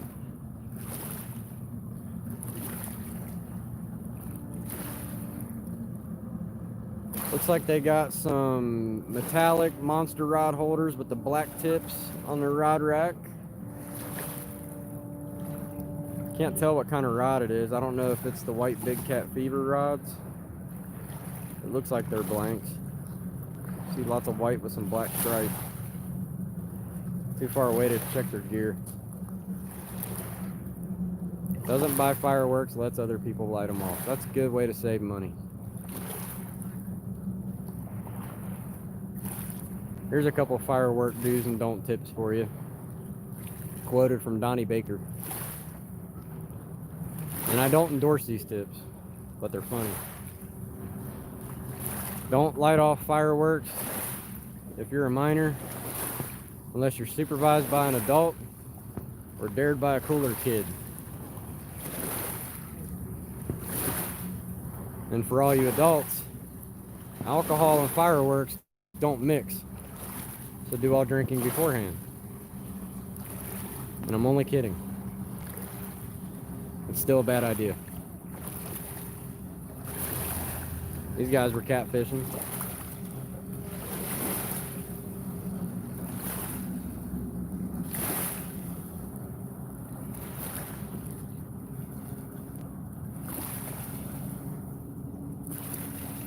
Might want to put some new batteries in my Whisker Seeker rod. I've been using that one more. That battery's about halfway gone. Still totally visible, but I don't know how good it'll be for you guys to see. What am I using for bait? Jeremy, I'm using mostly bluegill. I caught a bunch of fresh bluegill, but I forgot to bring my bubble box, so I'm sure they're all dead in the bucket by now. So we're going to be running cut bluegill, and then I had one largemouth bass that was sizable enough to cut up. So we've got some cut bass and cut bluegill tonight. Flathead fishing on the river tomorrow in Illinois. Love the whisker sticks. Must have. Thank you, Hunter. Is that a B&M rod you have on the right? Yes, it is. So this I have the Whisker Seeker rod. It's your standard Whisker Seeker rod. 7'6", one piece. Forget exactly which one it is. This is Chad Ferguson Signature Series S-Glass Composite. 7'6" heavy power, fast action. 10 to 50 pounds, 1 to 12 ounce weight.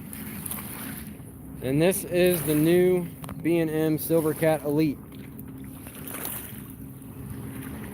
I got this at Bass Pro. I think they retail for $70. It's got the awesome eyes, stainless steel. See what they say here. Oh, all right. You guys still there? I hit the X button by accident, almost ended the stream. So it might have cut out.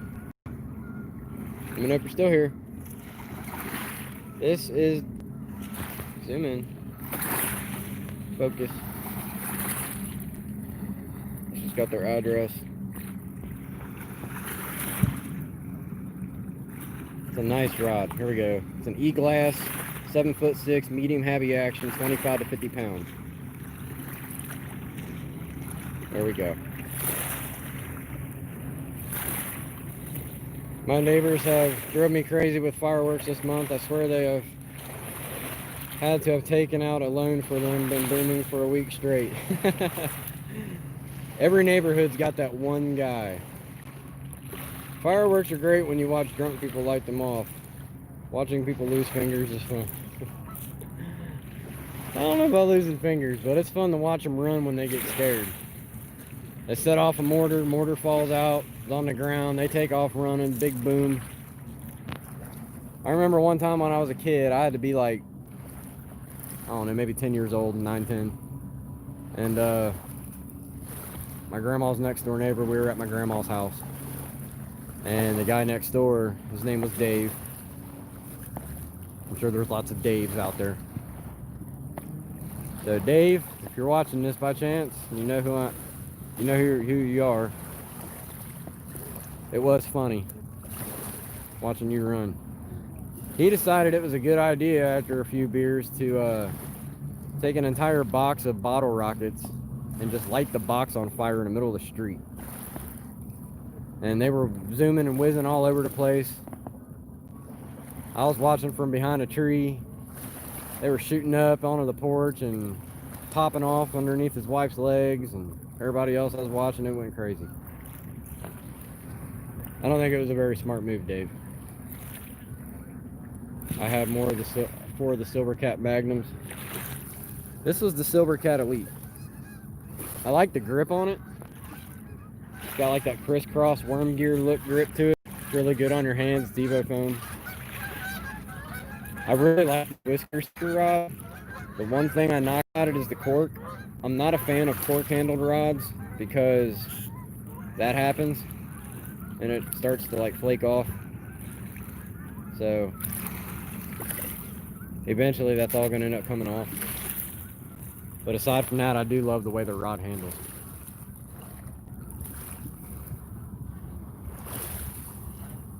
And we got some green lights on the rod tips. He's got two Whisker Seeker rods out, and he's got the Whisker Seeker LED lights on the rod tips, the night eyes. So I think I'm gonna put this back on here real quick and swap batteries on that other on my Whisker Seeker rod, because it's way older than the other one. The one on Silver Cat is new. Let's see. I got this. Okay, there we go. Wide mode. I'm gonna swap batteries on that real quick.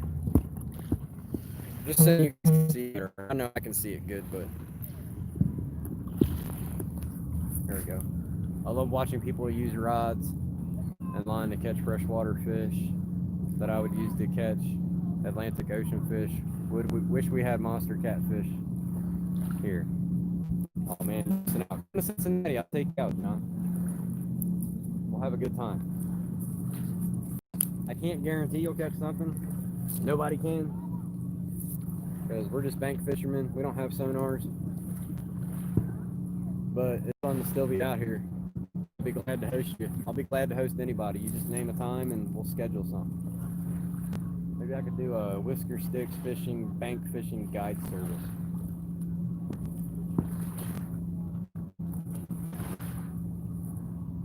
I gotta slow down on the Mountain Dew. I'm about empty.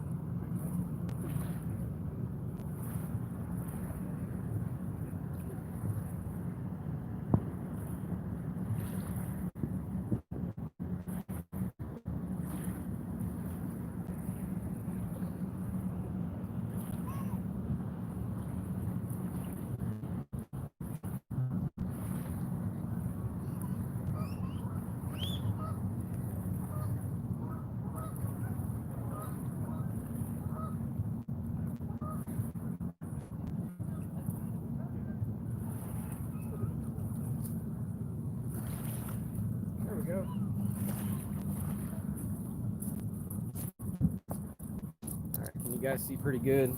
See if I can tilt this down a little more. There we go. Sorry, my rod tip lights are kind of in line with the city bank. I can make out where they're at, but I don't know if you guys can. Heading out to Houston Woods to do some fishing. Be safe, man. This is getting in the twilight hour. It's 9:28 p.m. here.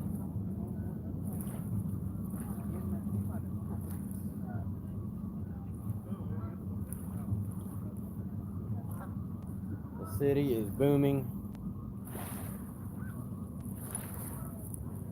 Nightlife's about to wake up.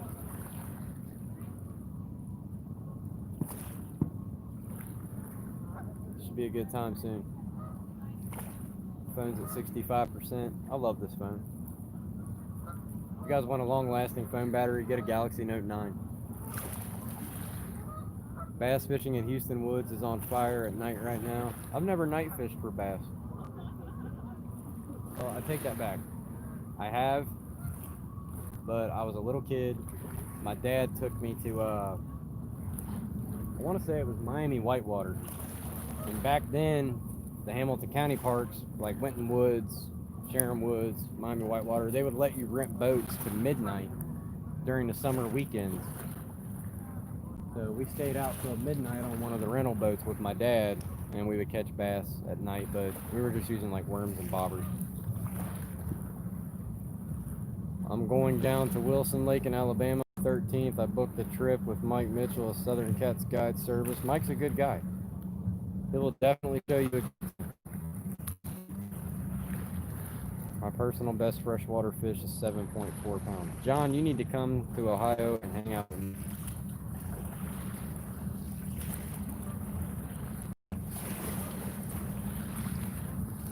I will put you on some fun channel cats and flatheads, and if we come down here to the Ohio, you got a good shot at a blue. Bass fishing on the Ohio River sucks. I don't do much bass fishing. I used to when I was younger, but now it's all catfish. Everything else is bait. They're a fun fight. There's no doubt about that. Let's see if I can move this, get you guys a better view. Where you can kind of see them better. I don't know.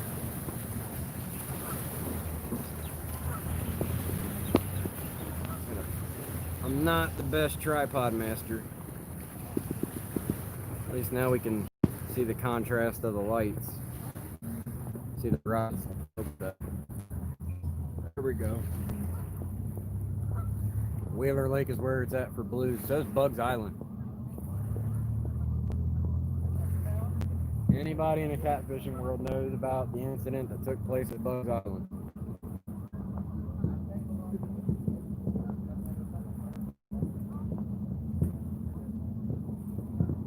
Mr. Lowe Jr. was 2 pounds away from a world record blue. 141 pound blue cat. The world record is 143. He caught it during a tournament, and he caught it on the hook he was using was a hooker terminal tackle Mad Catter, 10-aught Mad Catter, if I'm not mistaken. And I actually have one of those.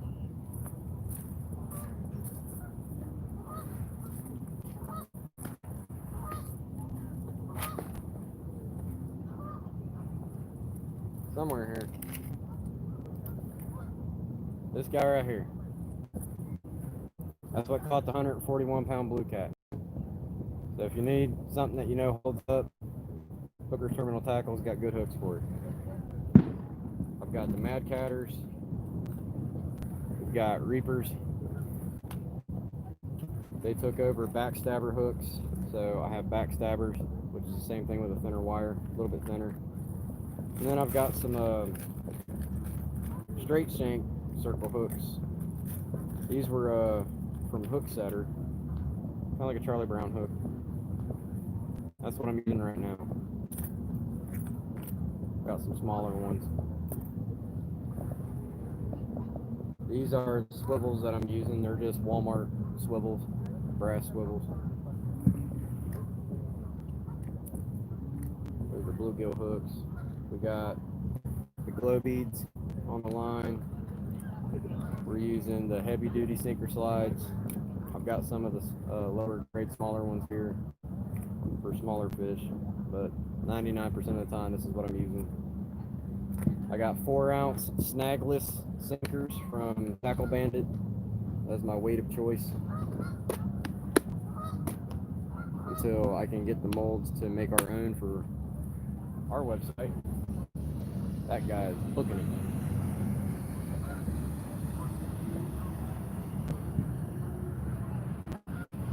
Oh, we got BB Riverboat. Where's it at?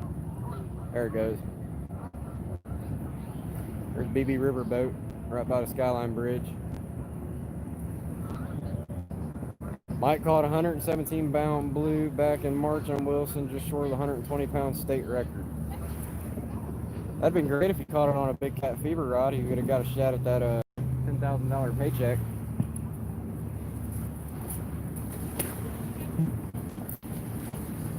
Love the city at night. I don't fish the Ohio enough. I don't either.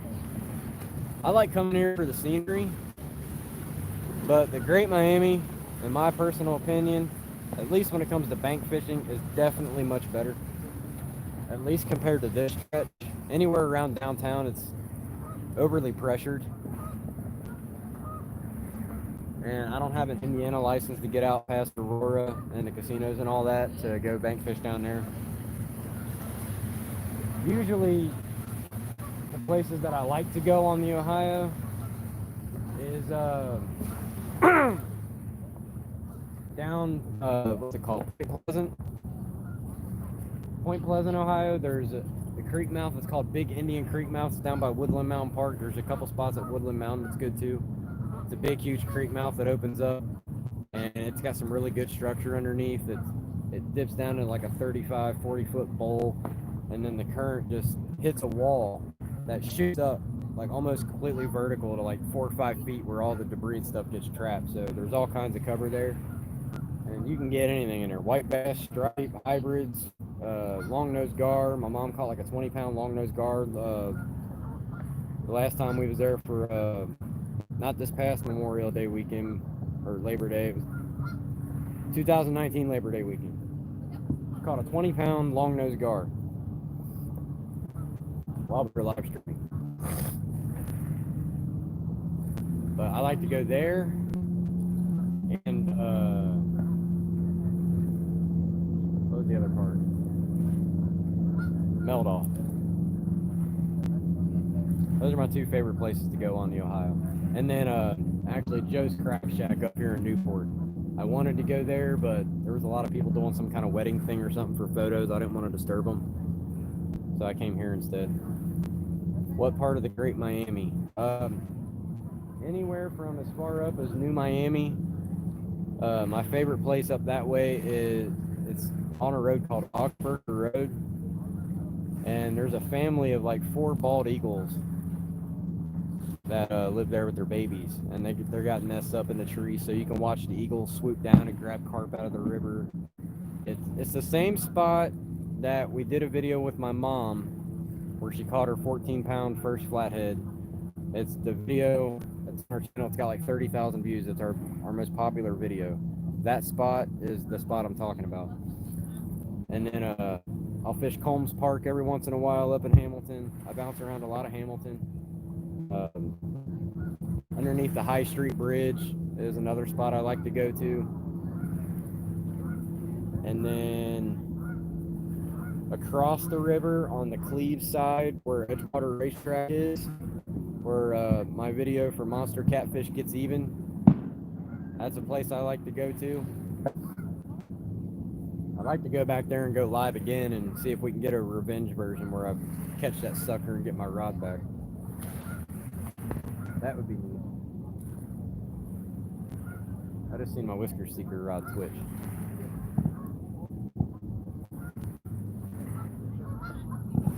Let's hope for a big takedown.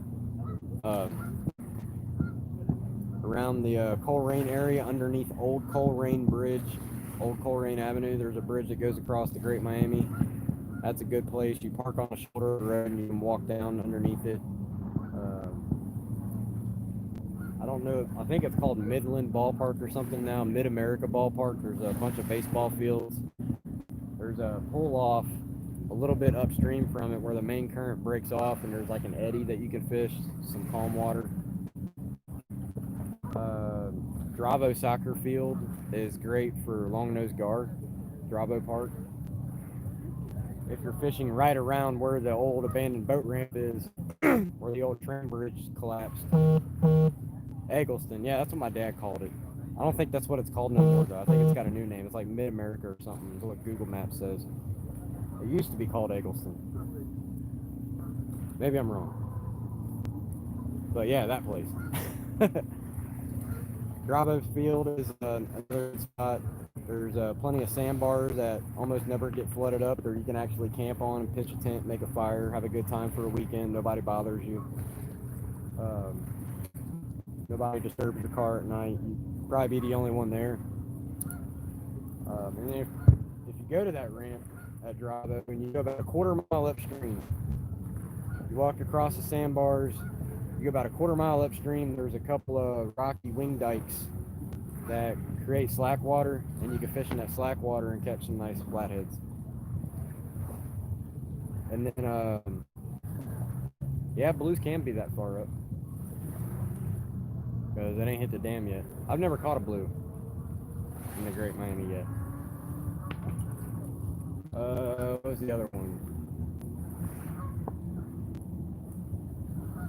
What was the name of the other one? There's one more spot I'm missing.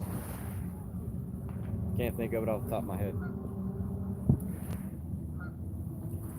Was there last weekend, caught 6 blues and 3 flatheads.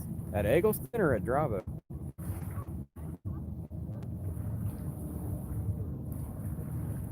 I ain't been back there in a couple years. You're tempting me to go try it again.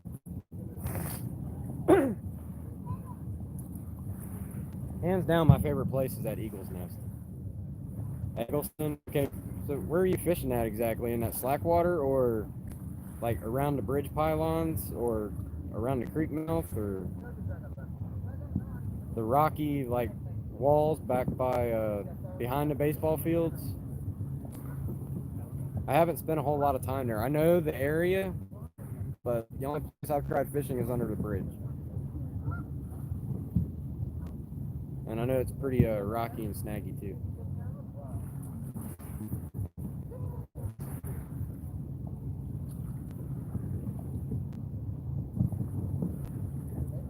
Let's get some more people in here before the feed starts happening. It's getting dark. Catfish are bound to start biting soon. Rock wall behind the park. Okay. I know it's pretty shallow underneath the bridge, and there's only like a couple pockets you can get a line to sit. And I know on the far side of the opposite side of the bank, that's where the swift main current rolls through. Where it blows through Dravo, it's really swift there. You got to fish out of the slack waters if you're going to go to Dravo. There's no way you're wading or swimming across it. I think I'm going to bring these in and put some new baits on. We're going to see what happens. I'll get some fresh bluegill out of the bucket. We'll throw a couple heads out. Draw blood and see if we get something to take.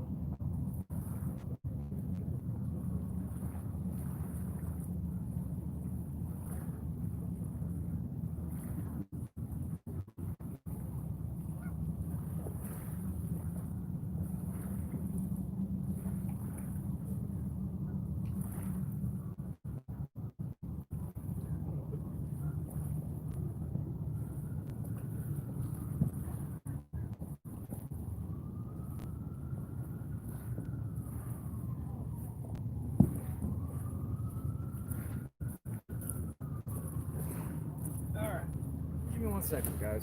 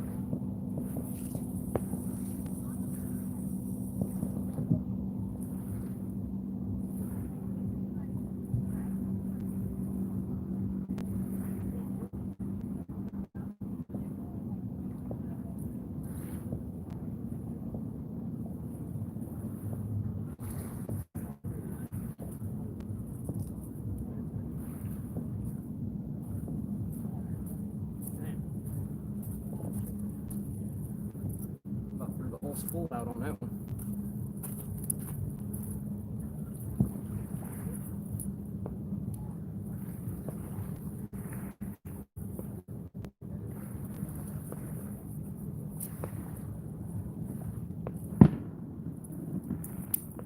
There's the fireworks.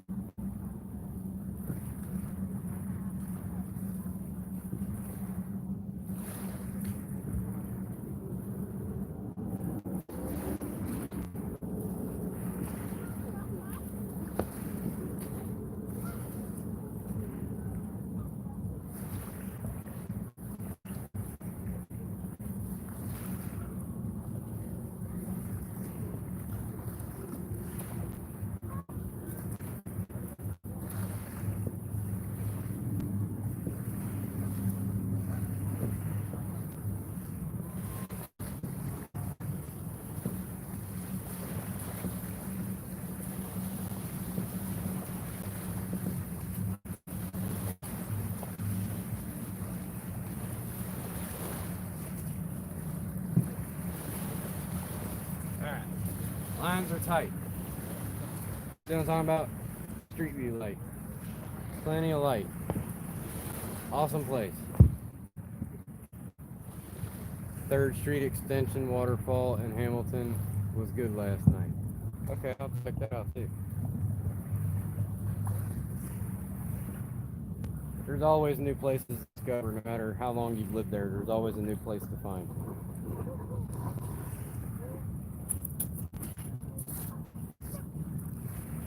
Trying to get the rod tips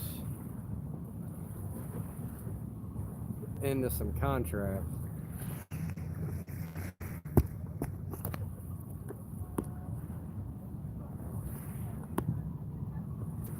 Let's come back a little bit. See if that helps. There we go.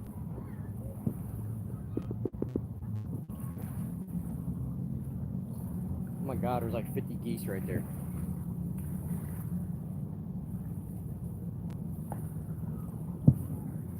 I actually hit a geese one time casting. Hit a goose one time casting and lead hit him. I threw it. I was just waiting to hear the lead hit the drop, and then I just see a goose go, wow, wow, wow.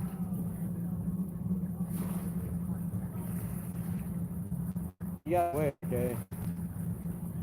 I'm not gonna lie, I giggled a little bit. No, I'm using a bluegill. Cut bluegill. Don't have any skipjack. I didn't feel like driving all the way down to Meldal to try to catch skipjack. and everybody says you can catch them in Hamilton. I've never been able to get it.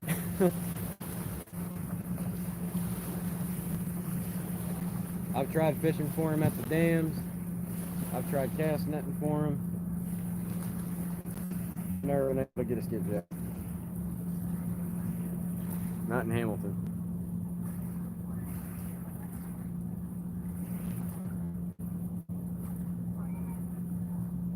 Wonder if we can get a barge bite from the BB River boat that's coming up.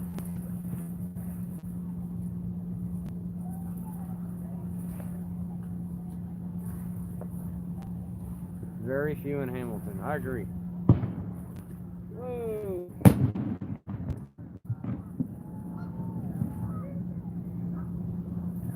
Cincinnati Fireworks Show, hosted by Whisker Six Fishing. You guys didn't know I had a surprise for you, did you? I had no idea they were going to do that.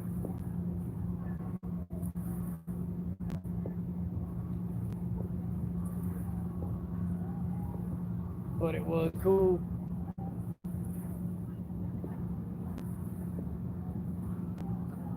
Riverboat's getting ready to pull in and dock.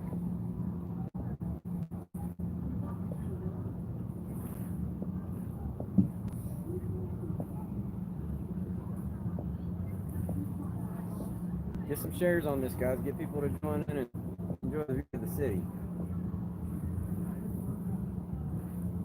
This wasn't where I originally wanted to come, but with that announcement about the sewer water, I didn't want to be fishing in poopy water.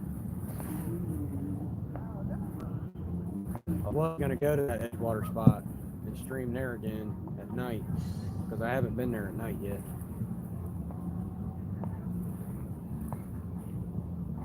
And I wanted to see how it would do, but I didn't want to be fishing in poopy water, so I came here instead. I'm dying to go back there at night and get revenge on my stolen rod. Everybody's up on the upper deck dancing, partying. I don't know if you guys can see them.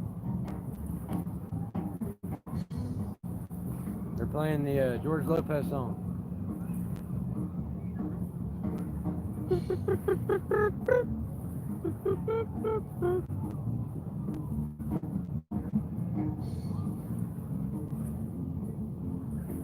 I know the name of the song.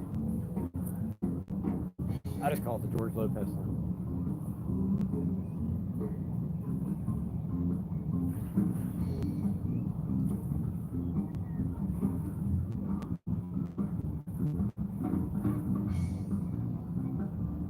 If you guys ever come to Cincinnati to visit, BB riverboats are a good time. Poopy water in Middletown. Well, I figured it's got to run downstream, and I don't know if it would get to me by then, and I didn't want to be holding a catfish that would possibly fin me with its pectoral fin and get that bacteria in my arm.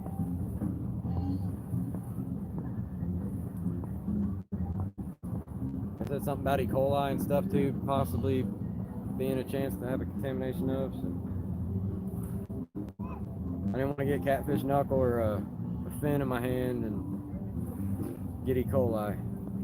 But this is the Ohio River. They find stuff in it all the time, so I'm probably just as lucky here. I was kind of curious to come down here and see how active it was, because any other time before all this coronavirus stuff and all these mandates and political BS, nobody's ever here. Like, the last time that you guys have seen me stream here, we're the only ones here. Now, everybody's out. Walmarts have empty shelves in their fishing aisle. Everybody's going fishing and getting out of the house, which is a good thing. Go out, play, get some fresh air, quit staring at a screen. Not including you guys who are watching me. I want you to stare at your screen. But you know what I mean. Everybody's getting out and enjoying the world again. But all the places that I usually fish where I'm the only soul are now occupied by 20 to 30 people at any given time. The only two places that are not is that Edgewater spot and the Eagle's Nest. The few times that I have tried to go up to check out the not Big Indian, the 4 Mile Creek, somebody was already there with a tent. Maybe it was Chris.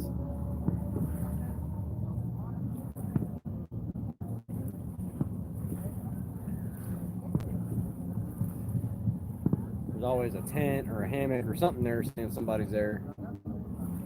So I didn't bother making the walk. I mean, you could always fish underneath the bridges too, underneath the train bridge.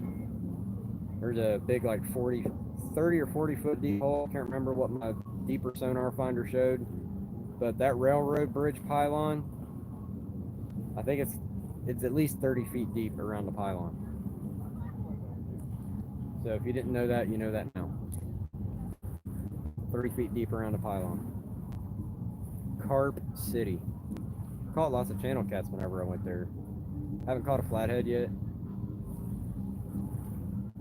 but it's infested with channel cats and carp.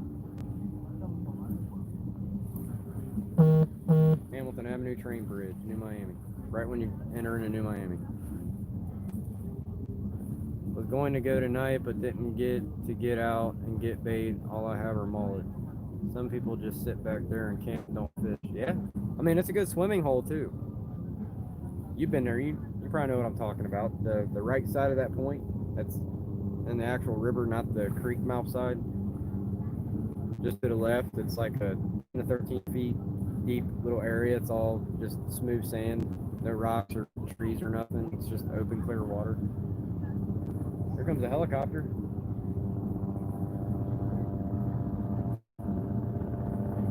It's a good little swimming spot.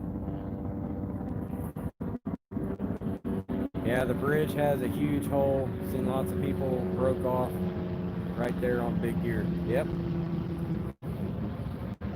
And it's not hard to get to. You just park in that back alley by the gate like you do for the other side. You just walk along the left side of the park, and there's a trail that leads under the bridges. Yeah, I do. Don't go there anymore. I've only been to that spot twice. I live streamed under the train bridge once or twice. And I remember talking about the catfish conference. I remember that stream. I think we caught 5 or 6 channel cats that trip.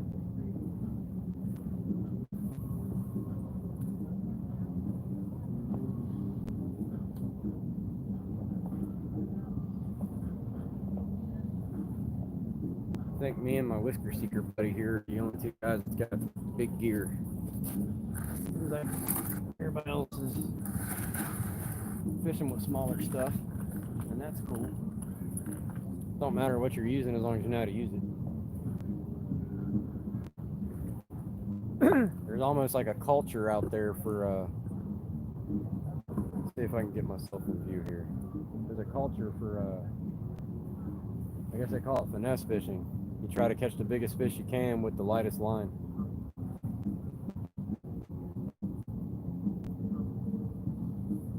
Let's see if I can bring this down to sitting level. My Walmart tripod. Sorry if I give you motion sickness. And then we'll tilt it up.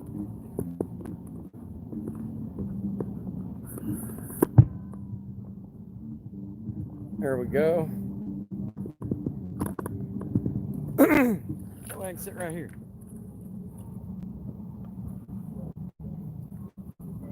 Is the water muddy? The Licking River water is muddy. It's pretty brown, but the Ohio River water isn't.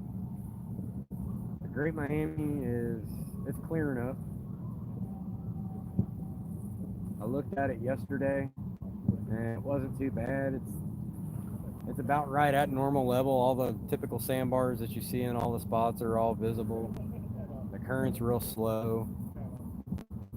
We've been kind of in a drought here. I mean, we did have some rain earlier last week, but not enough to make a significant rise in the water. But it was enough to stir it up a little bit, that's for sure.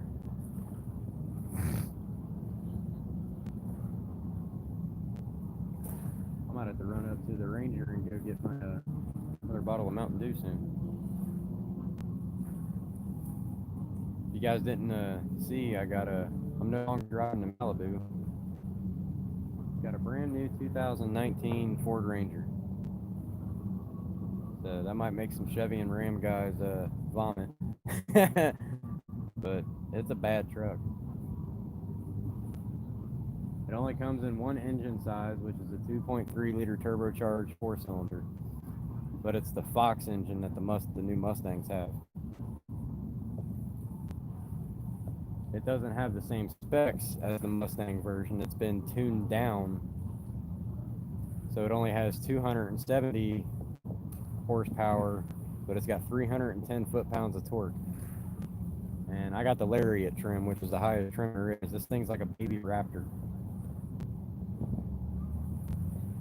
I'm one step down from like the ultimate package on that Ranger. The ultimate is the Lariat with the FX4 trim. I have the Lariat with the Sport 4x4 trim. So the only option that my truck doesn't have is the trail mode, where you can select different modes like Baja and gravel and dirt and snow. But the 4-wheel drive goes on the 4 high, works on the fly. Throw it in a park to put it in 4 low or neutral. It's just got a little dial knob where you turn it, it flips right into it. A sport mode for driving fast for off-road. It stays in automatic up to 4th gear, and then you got to manually shift up after that. It's a 10-speed automatic transmission that's paired with the engine. It's silver, with like almost like a gunmetal type color aluminum rims. Got some nice tires on it. It's got a tonneau cover. It's all leather interior. It's got all the bells and whistles inside, Bluetooth and voice commands and all that crap. I don't use half of it. But man, it is a nice truck, and it can get up and go. And I think if anybody's in the market for a truck that lives around here and you're interested in one of these Rangers or even an F-150, I got it at Woody Sander Ford in St. Bernard. I got it for $1,000 down. They rated my credit score at 583. Now on Credit Karma it says it's just shy of 700. So I don't know what system they're using, but in their eyes, credit was 583, $1,000 down. I still got 0% for the entire term of the loan on it. I'm not paying any interest on that truck for the whole time I own it, so there's no need to even refinance. So if you're interested in looking at one of those and want to try to get a deal like that, you can go to Woody Sander Ford and talk to a guy named Kip. Tell him Tim Hardwick Jr. sent you. And he can probably get you on the X plan, which is like a friends and family plan. You get a quite a bit discounted off the sticker price. This Ranger stickered for $50,000, and I got it much less. Much less. With 0% interest. So, yeah, it's a bad truck. The only thing it didn't come with was a spray and bed liner. They had ones with a spray and bed liner, but not a tonneau cover, so I opted for the tonneau cover over the bed liner. I can get that done any other time. But it's nice. It's got the B&O 10-speaker sound system. And I got it with 0 miles, fresh off the truck. Fresh off the delivery truck. I think I've got just over 4,000 miles on it now. Had it for about almost 2 months.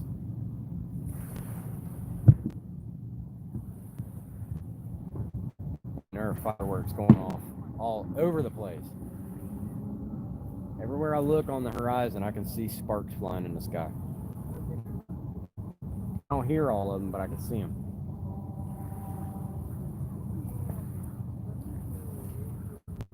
hawk just flew by.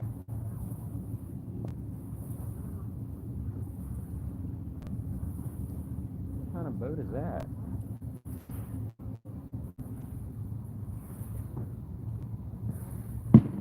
Must be something really old. Their boat lights are really dim. You can barely see the red or green lights, and then the white light in the back's barely visible too. These guys right here. It looks bright on this screen, but it's really not. I'm trying to figure out what kind of boat it is. It looks like a little itty bitty baby pontoon boat.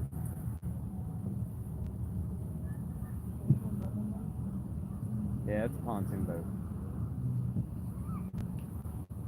That's like bath toy sized pontoon boat. I've never seen one that small. I've just never seen one that tiny. Oh, okay, now the lights are getting light. Must have been the way I was looking at the angle.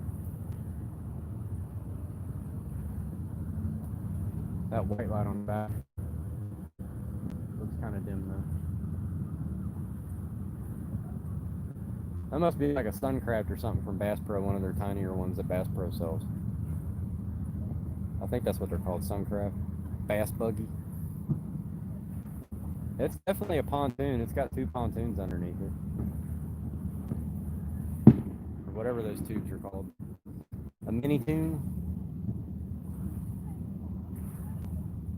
A tiny tune. Luke Nichols. I think Luke's is bigger than that. It just looks really small. Maybe because of the distance. It looks really tiny. I know Luke's boat. You guys ever get a chance to meet Luke? He's an awesome guy. He's gargantuously tall. That looks like it's almost like 12 feet. I think you're right, but I don't think they make a 12-foot pontoon, but it looks like it from here. Yeah, Luke is an awesome guy. If you guys ever get a chance to meet him at the Catfish Conference, or if you're down in the DC area and you get to bump into him, he's a cool dude. Super nice, super helpful. Give you the shirt off his back kind of guy. He's one heck of an angler. And I would assume one heck of an attorney too. I actually want one. They look really cool. Set up a rod rack, catfish. If I had to get a boat, if I ever did get a boat, I would get a big pontoon. Something to take the kids on where they can walk around and not be stuck sitting in one spot bored. Plenty of storage to keep food and drinks and stuff, or like have the little deck thing on the back if they want to jump off the back and swim.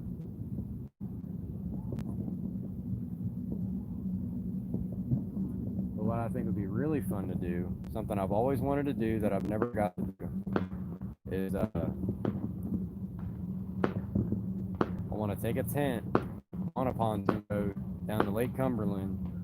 I just want to camp, anchor the boat up middle of the lake, camp out in the tent, sleep on the boat in a tent.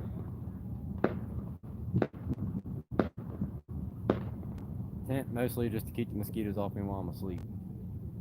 But that would be awesome.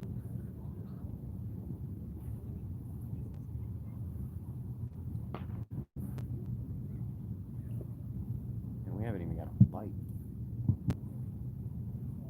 Nobody here has got a bite. Nobody's caught anything. I think the boat traffic has probably got something to do with it. So I'm hoping once the traffic dies down, we might start seeing some more activity. Nobody over there is hooting and hollering. I'm not seeing nobody jump up after a rod. What was that? Oh man, I was waiting for a big boom. I heard a whoosh from across the river. I was waiting for a big, huge one.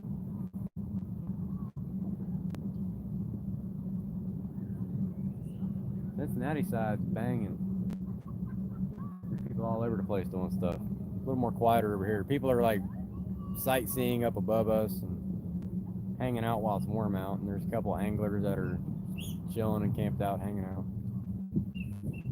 Everybody's sitting in their chairs. I'm sitting on a bucket of dead fish.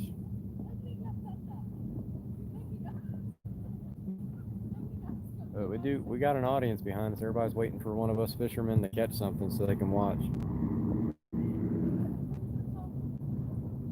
It is about spawn time too, so that's a factor. The really hot weather and hot water temp is a factor. Probably makes them a little more lethargic. It was even hard to catch bluegill today. The place where I go to catch my bluegill in Coleraine, it's like a gated community without the gate. A bunch of private drives and stuff, and there's a community pond back there where people are allowed to fish. And I go back there, and usually bluegill will hit it on the drop. There's a stupid amount, overpopulated amount of bluegill in that thing, and the only thing that can eat them is the largemouth bass that are in there. There's no catfish in it. There's one big grass carp and some turtles. But the bluegill get too big for the bass to eat, so there's nothing to keep them in check. So they just run rampant in there and populate and populate and populate. There we go. Woohoo!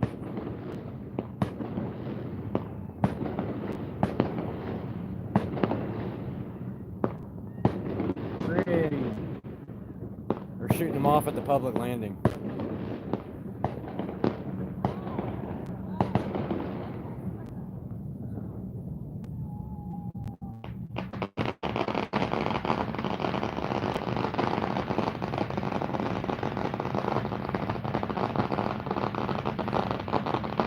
That must be a big pack of firecrackers.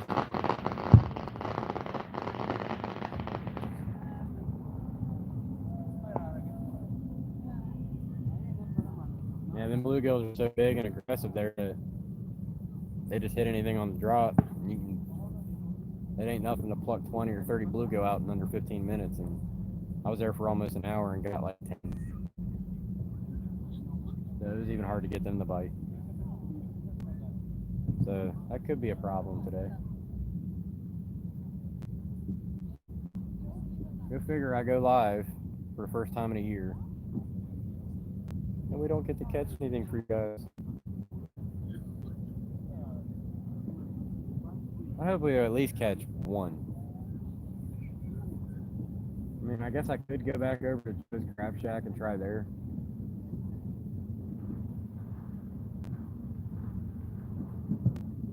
I wouldn't be able to have the catches out there though, because since it's so low, the water's not up to the dirt line, so there's nowhere to like smack it into the ground. It's all solid rock, so I would have to wedge the rods in rocks. But I mean, it is only 10 o'clock. We could go over there and try there for a couple hours.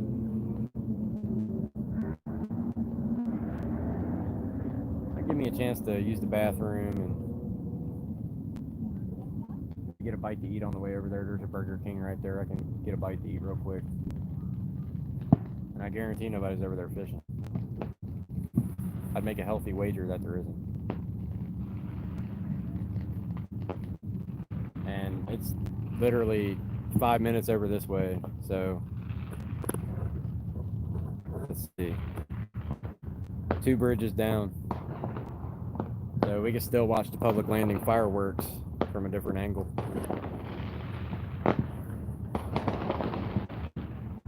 And I've still got plenty of bait. Tempted to give it a shot. Try there till like midnight, nothing happens. Maybe I'll call it quits a little early and head home and maybe try again tomorrow. I'll remember my bubble box and actually get some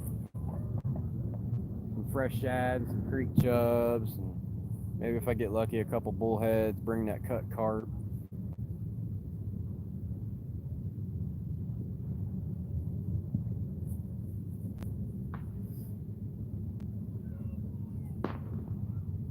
Get some cool fireworks out of it.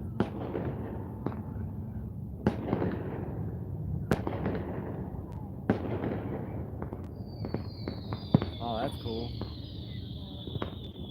It kind of looks like my YouTube opener, where little lights things fly around in the dark.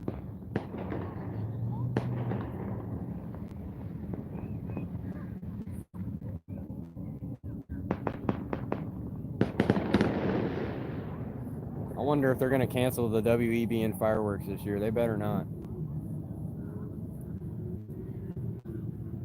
One of the biggest fireworks shows in the United States. And they better not cancel it.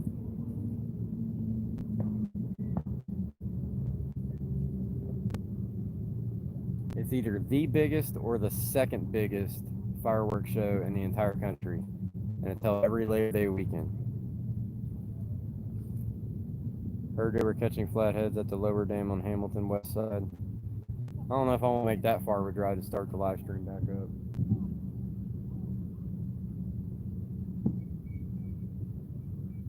It'd be probably 11:30 by the time I got there. Between packing up and driving there and unloading again.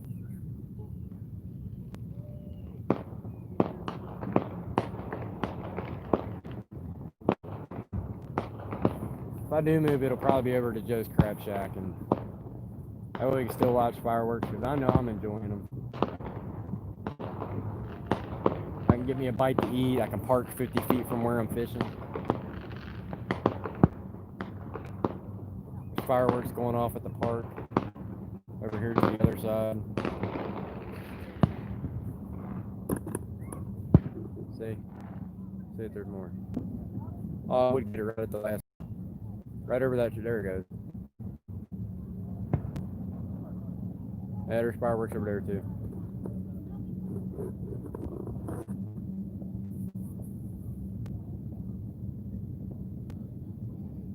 I haven't caught a blue cat in a long time. I would love to get a blue cat. I don't normally come down here often. Flatheads are my favorite. But you gotta still respect the blue cat too.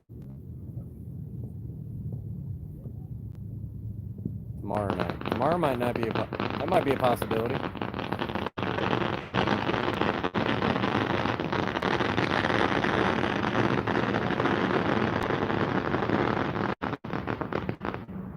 Maybe I'll go to the Eagle's Nest and live stream there. Hit 2 in about 2 hours. Let's say. Just past the Columbia Bridge 2 nights ago.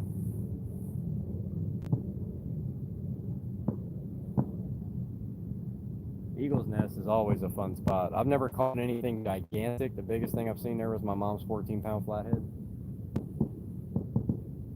And then, I mean, you got to deal with some soft shells too. But it's excellent for catching tons of like 5 to 10 pound cats, like throughout the whole night. And that's a funner night to me than sitting here for hours waiting for one giant one. I'll be on the river somewhere tomorrow night. Okay. I'm planning to get up early and spend the whole day fishing. At least a little bit into the dark. Maybe not an all-nighter. But that's when I was planning on doing my production video. Big lay down past the bridge. Yeah, I know what you're talking about. Got lots of local guys in here tonight. That's fun to see. I'm so used to talking with people all the way across the country. Local guys is new to me. Gonna hit the spillway in the AM for bait. You talking about the little water discharge by the university? Where you gotta park the parking lot and then walk the trail down to that big tree.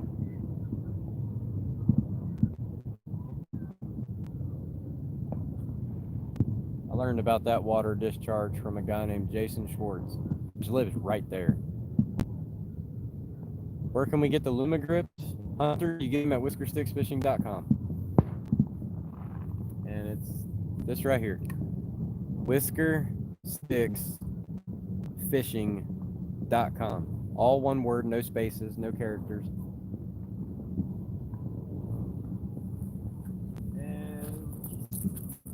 might show you how they work since it's dark now.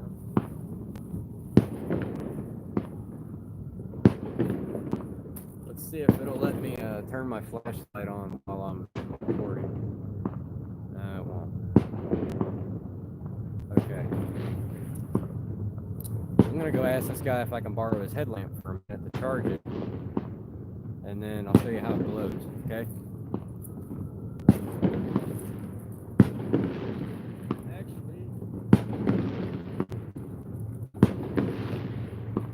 I got a headlamp.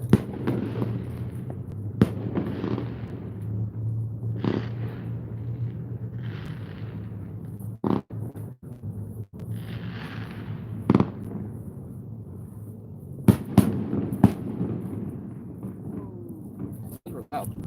Alright, so you got a light. Okay.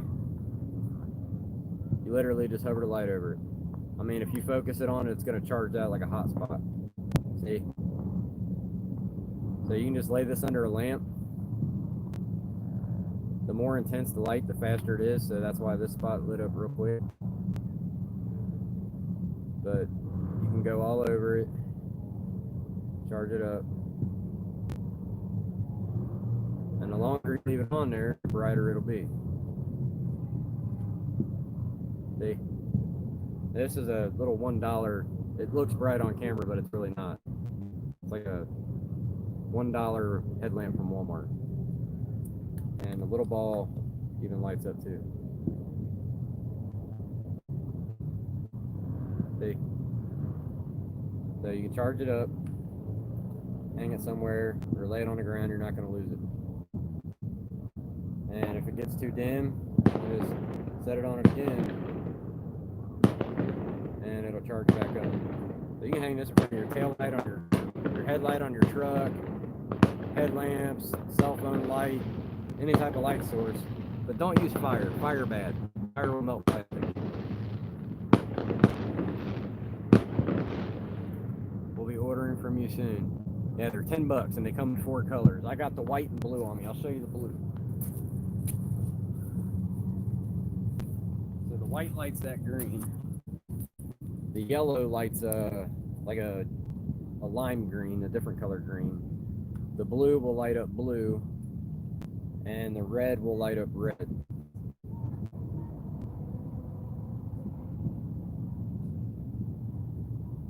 See?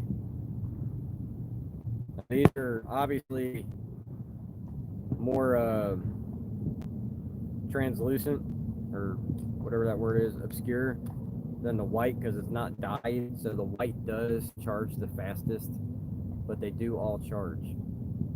So since this is a darker color, it takes longer for the light to penetrate it, but just a little bit longer. But when you get it charged up, it glows a pretty blue. How long did they glue like this for a half hour or so? It'll probably be kind of dim because this is a weak light. If I had a really powerful light, like say a box lamp or something, or a utility lamp, or a treble light, or a really high powered LED, then it would obviously charge quicker. The more power you put into it, the longer it takes for it to disperse. So this little weak light's not going to charge it too quickly, but it's still dim enough. It's hard for to show on camera, but I can see it perfectly fine, glowing, laying right there on the ground. And I'll know it's there. And if it gets too dim, you just hit with some more light that charges back up. And they float. Okay, hold on.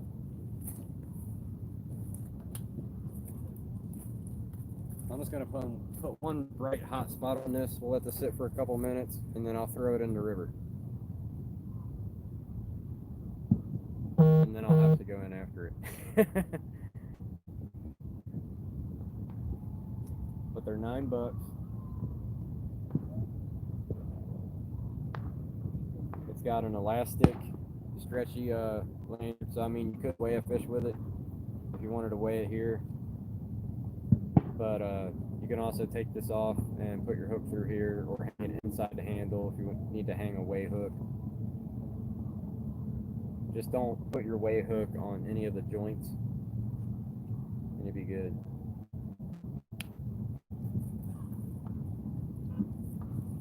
Alright, so I'm going to take this out. If I don't drop you. Okay, switch camera modes. He's still hanging over there. Looks like he's put some layers on because it's getting cold. We're gonna drop this. Look how bright that is. So it does glow.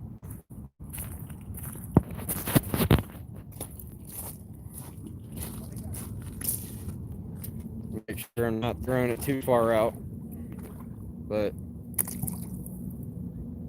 floats.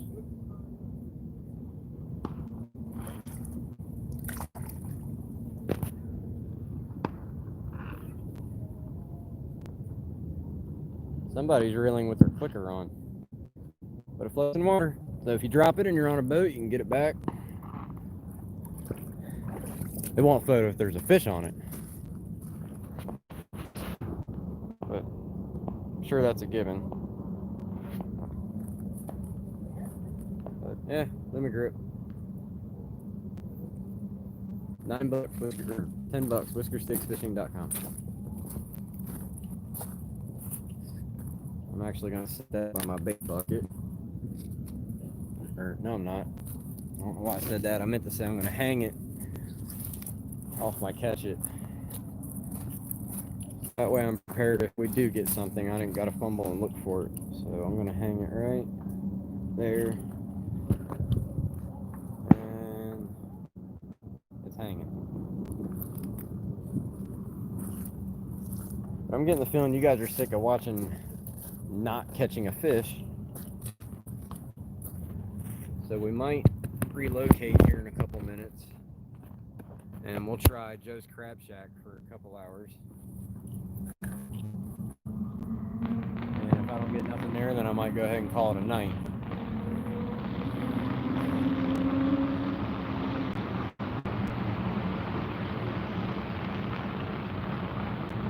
Sounds like Minneapolis.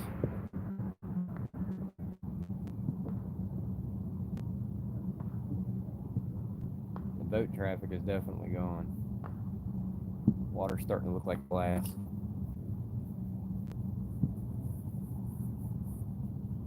You know you can buy firecrackers in rolls of like 16,000. And it's meant to just light off in one go.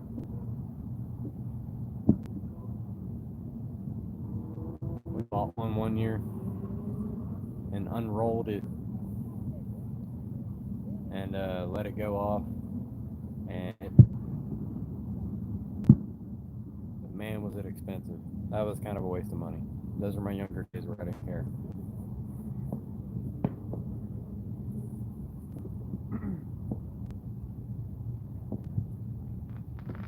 Doesn't seem like anybody's having any luck here.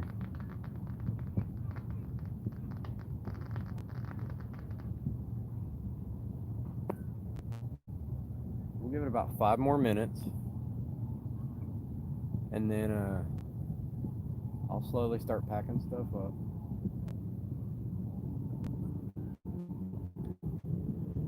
I'll end this stream. I'll drive over to the Joe's Crab Shack. We'll fire up a new stream, and we'll see how that goes.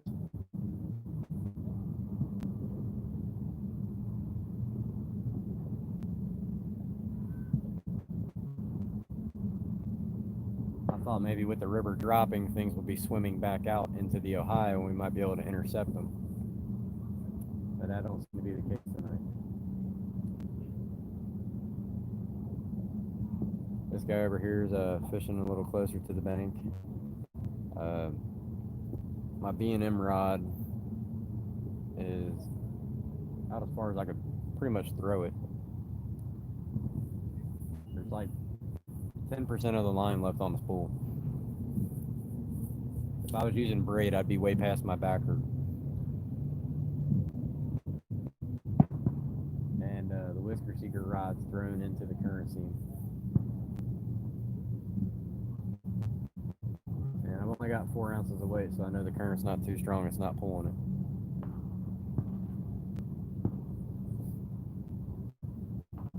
This is when it's the most easiest to fish the Ohio River around here when it's low and normal like this because of the current. And that's because everything that's flowing into the Ohio River isn't putting a bunch of leaves and debris and trash into the river, so you don't constantly have grass and weeds and leaves and tree branches and stuff grabbing your line. So it's clean fishing. The water's not as muddy.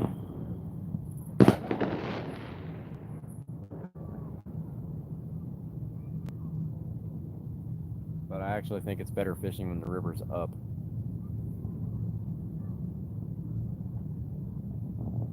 When the river's up higher and the current's moving swifter, they get out of it and they actually hug the banks a little bit better.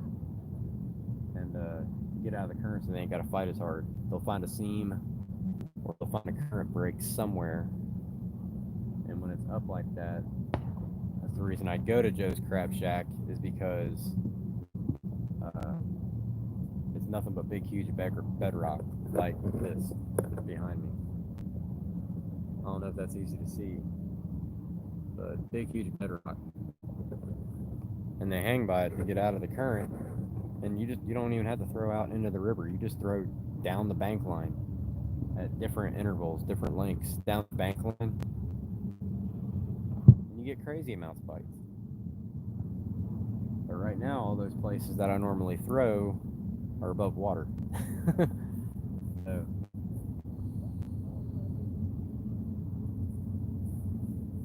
that guy just casted with his clicker on.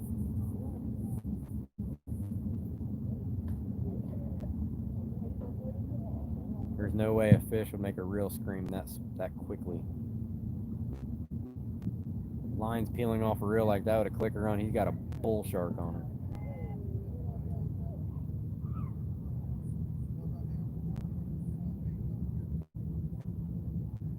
And I've seen the splash from where the cast landed. It happens. I've done it a couple times. I'll nudge my clicker just opening up to where it engages. Scares the crap out of you. What part of the river are you fishing, William? I am at the Licking River mouth on the Covington side here in Kentucky. That's Cincinnati, obviously. I'm on the Kentucky bank. This is the Licking River mouth here. And I'm sitting on the Covington side. That's the Newport side over there. And there are oodles amount of people out here fishing. Normally I'm the only one here whenever I come. There might be like maybe one other person. But there's like 20, 30 people out here.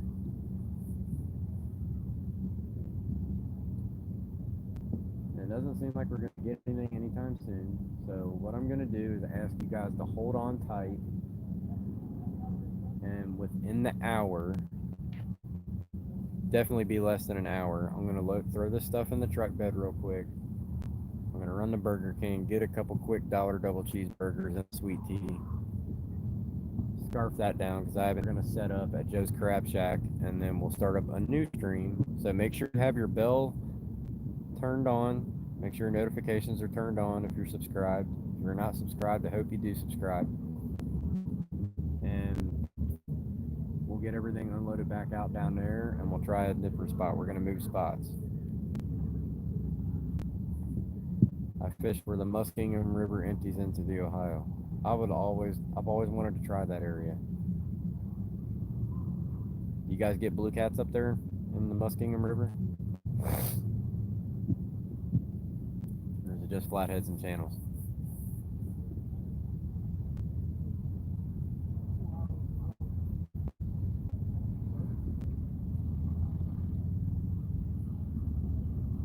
That'd be something else to get away from too, is all this boat traffic coming in and out of the Licking River. Thanks for subscribing, David. No obligation. I'll never make anybody subscribe.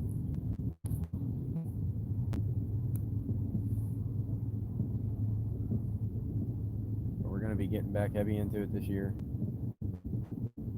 There's going to be lots more live streams coming this summer, lots more production videos. There's some new gear that we're working with. It's a little slow to get videos edited for the editing that I like to do, because I like doing multicam videos, and this stuff's going to be in 1080 60 frame a second. I'm going to play around with that for a few videos and see how people like it, because I was doing 24 frames. I'm going to play around with 60 for a few videos and see how it looks. But there's definitely going to be some more videos. And the next one I'm putting out is going to be night fishing tips and tricks.